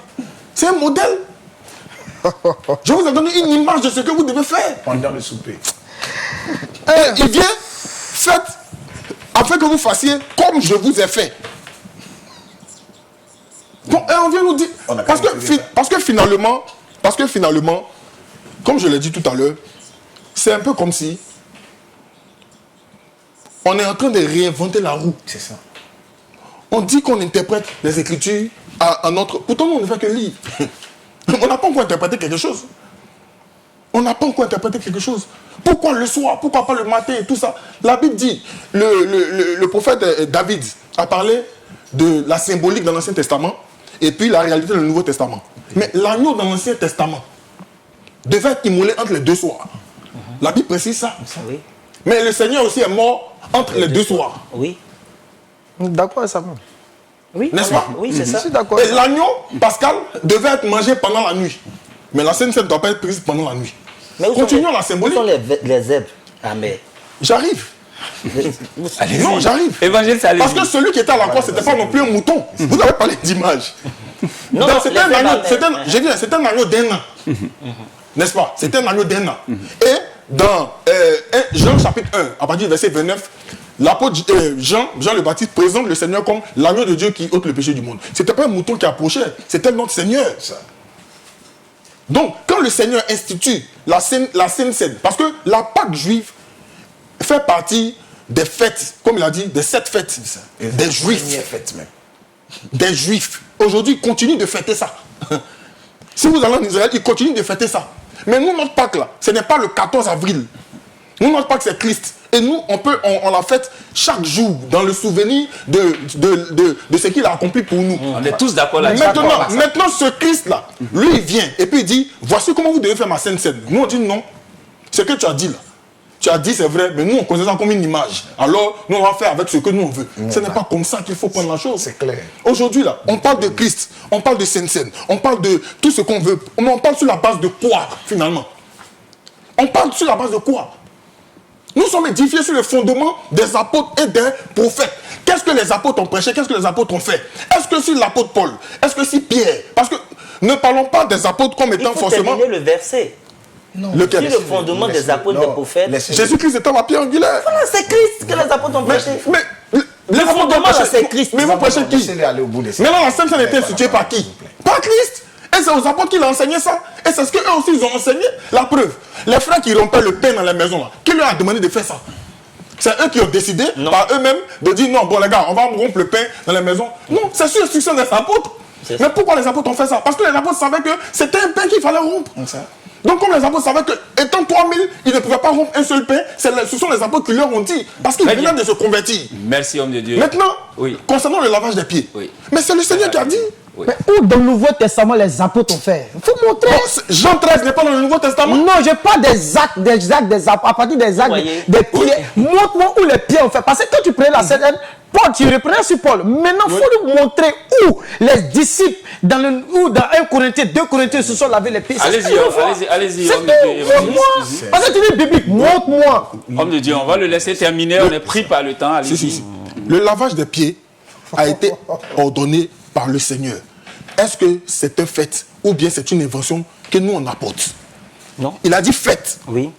Maintenant, est-ce que toi tu n'es pas d'accord avec le fait qu'il a dit là? Parce que moi tu dis non, tu ne fais pas. Mais ça veut dire autre chose. Homme de Dieu. Mais je comprends pas. Merci beaucoup. Comme si on dit qu'on inventait quelque chose. On va passer la parole au prophète David Nguetia. Merci. Prophète David Nguetia, allez-y. Voilà l'importance de la Sainte Seine dans la vie du croyant. Oui, la Sainte Seine, comme nous le disons, il dit toutes les fois vous mangez de ce pain, vous buvez de cette coupe, toutes les fois, faites-le en mémoire de moi. Il le dit. Et c'était juste pour nous éclairer sur, que ce soit la période, que ce soit sur le temps. Je suis d'accord avec vous, quand vous interprétez dans le contexte socio-culturel du test, je suis d'accord pleinement. À partir du moment où nous rentrons dans l'inauguration de la nouvelle alliance, les données changent. Parce que la Bible dit que quand il y a une chose nouvelle, ce qui est ancien est passé. Savez-vous que jusqu'à ce que Christ meure et ressuscite, il n'y a pas de nouvelle alliance. C'est pas parce que vous lisez le verset là dans Matthieu que nous sommes dans le Nouveau Testament. Le Nouveau Testament, la Bible dit en hébreu qu'il est inauguré par le sang. C'est quand la mort du testataire est constatée que le testament prend sa valeur. Mais Christ n'est pas encore mort alors qu'il parle ici. Il n'y a pas d'inauguration d'un testament. Le Nouveau Testament commence après la résurrection, à partir de la résurrection de Christ. C'est là la nouvelle vie en Christ. Nous ressusciterons, nous sommes morts avec lui, nous sommes ressuscités avec lui, nous sommes assis à la droite et nous sommes assis dans les lieux élevés en Christ Jésus. Pourtant la Sainte Seine, c'est avant la mort du Seigneur. Je suis en train de venir. Allez-y. Je suis en train de venir. Effectivement, c'est avant sa mort. Voilà pourquoi j'ai voulu qu'il y ait une nette différence entre la Pâque juive et la Pâque chrétienne. Nous, notre Pâque, c'est Christ.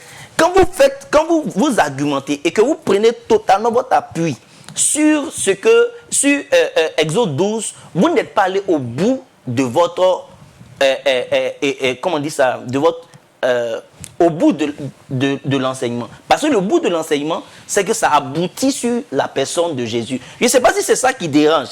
Parce que quand on le dit, on n'est pas en train de dire de ne pas prendre la Sainte Seine. Moi, je ne dis pas de ne pas prendre la Sainte Seine. Je dis qu'en prenant la Sainte Seine, Jésus a dit qu'est-ce qui doit régir. Il dit faites-le en mémoire de moi. Il dit faites-le en mémoire de qui? En mémoire de Christ. Faites quoi? Il parle du repas. Il dit quand vous mangez de cette Allez, prophète David Nguetia, oui. la question à laquelle je souhaite que vous répondiez, c'est l'importance de la Sainte Seine dans la vie du croyant. D'accord. On est pris par le temps. D'accord. Déjà, comme je l'ai dit, non, c'est ça, cette question que je réponds. D'accord, allez-y. Déjà, la Sainte Seine nous rappelle en qui nous avons cru. Qu'est-ce que Christ a fait pour nous? La Sainte Seine établit notre foi dans l'œuvre rédemptrice de Christ. C'est parce que nous avons cru en Christ que nous sommes sauvés. L'obéissance de la foi dont nous parlons, c'est croire en ce que Jésus a fait. Pourquoi il est venu? Laver les pieds de ses disciples. La Bible dit en Philippiens 2 qu'il a pris une forme de serviteur. La forme de serviteur ici, le mot serviteur est la même expression que l'esclave qui avait pour maître le chef de la maison. Et cet esclave-là était toujours à la porte. Lui ne rentrait pas dans la maison. Tous ceux qui rentraient, il lavait leurs pieds avant qu'il ne rentre dans la maison. Donc quand Jésus prend cette posture-là, il nous enseigne non seulement l'humilité, mais il nous montre ce que l'apôtre Paul dit aux Philippiens qu'il a revêtu, donc la forme de serviteur. Très bien. Tout ce qui a été fait ce jour-là indiquait ce que Christ était en train de faire. Donc nous ne sommes pas en train de régner la Sainte Seine. Très bien, merci. Nous sommes en train de dire que tout ce que nous faisons, la Bible dit faites-le comme pour le Seigneur. Très bien, merci prophète David Nguetia. Tout le monde a fait 5 tours de table, sauf le pasteur Déo, à qui on va passer la parole, homme de Dieu, pour nous parler de l'importance de la Sainte Seine dans la vie du croyant. Juste quelques petites minutes. D'accord. Dans 1 Corinthiens 11, 26, c'est ce qu'il a dit tout à l'heure. Il dit que quoi? Car toutes les fois que vous mangerez ce pain et que vous buvez cette coupe, vous annoncez la mort du Seigneur jusqu'à ce qu'il vienne. Donc, c'est un rapport avec le sacrifice du Seigneur qu'il a accompli. Il est monté jusqu'à son retour. Donc, il y a la préparation, puisqu'on se prépare pour son retour. Donc, effectivement, la Sainte Seine est un rapport aussi avec la préparation des croyants. Très bien. Elle est un rapport avec la préparation des croyants. Et je suis d'accord avec cela. Voilà. Maintenant, là où nous ne sommes pas d'accord, c'est au niveau maintenant et des composants et du moment et de ce qui accompagne cela. Lorsque dans Jean 13, on est en train de parler du lavage des pieds, c'était pendant la Sainte Seine. Parce que quand on lit bien, on lit pendant le souper. Pendant le souper. Pendant le souper. C'est pas qu'ils discutaient entre eux pour chercher à savoir qui va être le plus grand. Non, non, non. C'était pendant la Sainte Seine qu'il a mis le lavage des pieds encore là-dessus. Et non seulement il a dit, je vous donne un exemple, mais il dit, vous devez faire. Je crois qu'il y a un bon élève qui dit, c'est un exemple que je t'ai donné, que tu dois faire. Mais on copie un exemple. On n'a pas besoin même à discuter pour dire, non, mais où est-ce que Pierre, ou bien Philippe, ou bien Jacques, ou bien Jean. Il a dit, je vous donne un exemple. Et puis, vous êtes heureux si vous savez ces choses et que vous les pratiquez. Donc là, je pense qu'il n'y a pas de débat. On n'a aucun débat à faire sur ce sujet-là. Donc, la Sainte Seine, c'est la nuit. Voilà. Non, l'Église a évolué, les choses ont évolué. Nous ne sommes pas dans cette évolution-là. Très bien. Il a pris Colossiens 1 pour dire non que... Et Colossiens 2, que personne ne vous juge au sujet du manger, ou du bois, ou des sabbats, ou des donc cela sous-entend que la Sainte Seine là, on ne doit pas nous juger sur ça. On n'a qu'à manger ce qu'on veut. Ça c'est son interprétation. Ça n'a rien à voir avec... Il ne parle pas là de la Sainte Seine là. C'est toi qui l'interprète. Il ne parle pas là de la Sainte Seine. Depuis tu parles de placardie, j'ai jamais dit ça. De la Sainte Seine. Il ne parle pas là de la Sainte Seine. Laissons le texte là dans son contexte. Colossiens 2 n'a rien à voir avec le repas du Seigneur. Que personne ne vous juge au sujet du manger ou du boire. D'autres croyaient manger de tout, d'autres parce qu'on ne mange pas de tout. C'était des opinions. On ne parle pas là de la Sainte Seine. On ne parle pas là de la Sainte Seine. Il ne faut pas coller Sainte Seine dans le livre de Colossiens. Donc pour revenir, elle est importante pour la préparation des croyants. Et on doit se conformer à ce que les Écritures nous ont laissé. Paul dit ce que vous avez vu en nous, pratiquez le Dieu de paix sera avec vous. Donc, et le Seigneur, il est... Non, je voudrais qu'il continue parce qu'il y a une idée qui est... Oui, homme de Dieu, non, on est vraiment à la fin. Vous n'avez pas dit je voudrais. Non, voilà. on est vraiment à la fin. Laissez-moi aller au bout de mes idées. Les apôtres ont pris la communion. Ils ont pris ça la nuit. Ils ont pris ça avec un pain. Ils ont pris ça avec une coupe. Très bien. Pas petit verre on reste avec les écrits. Très bien.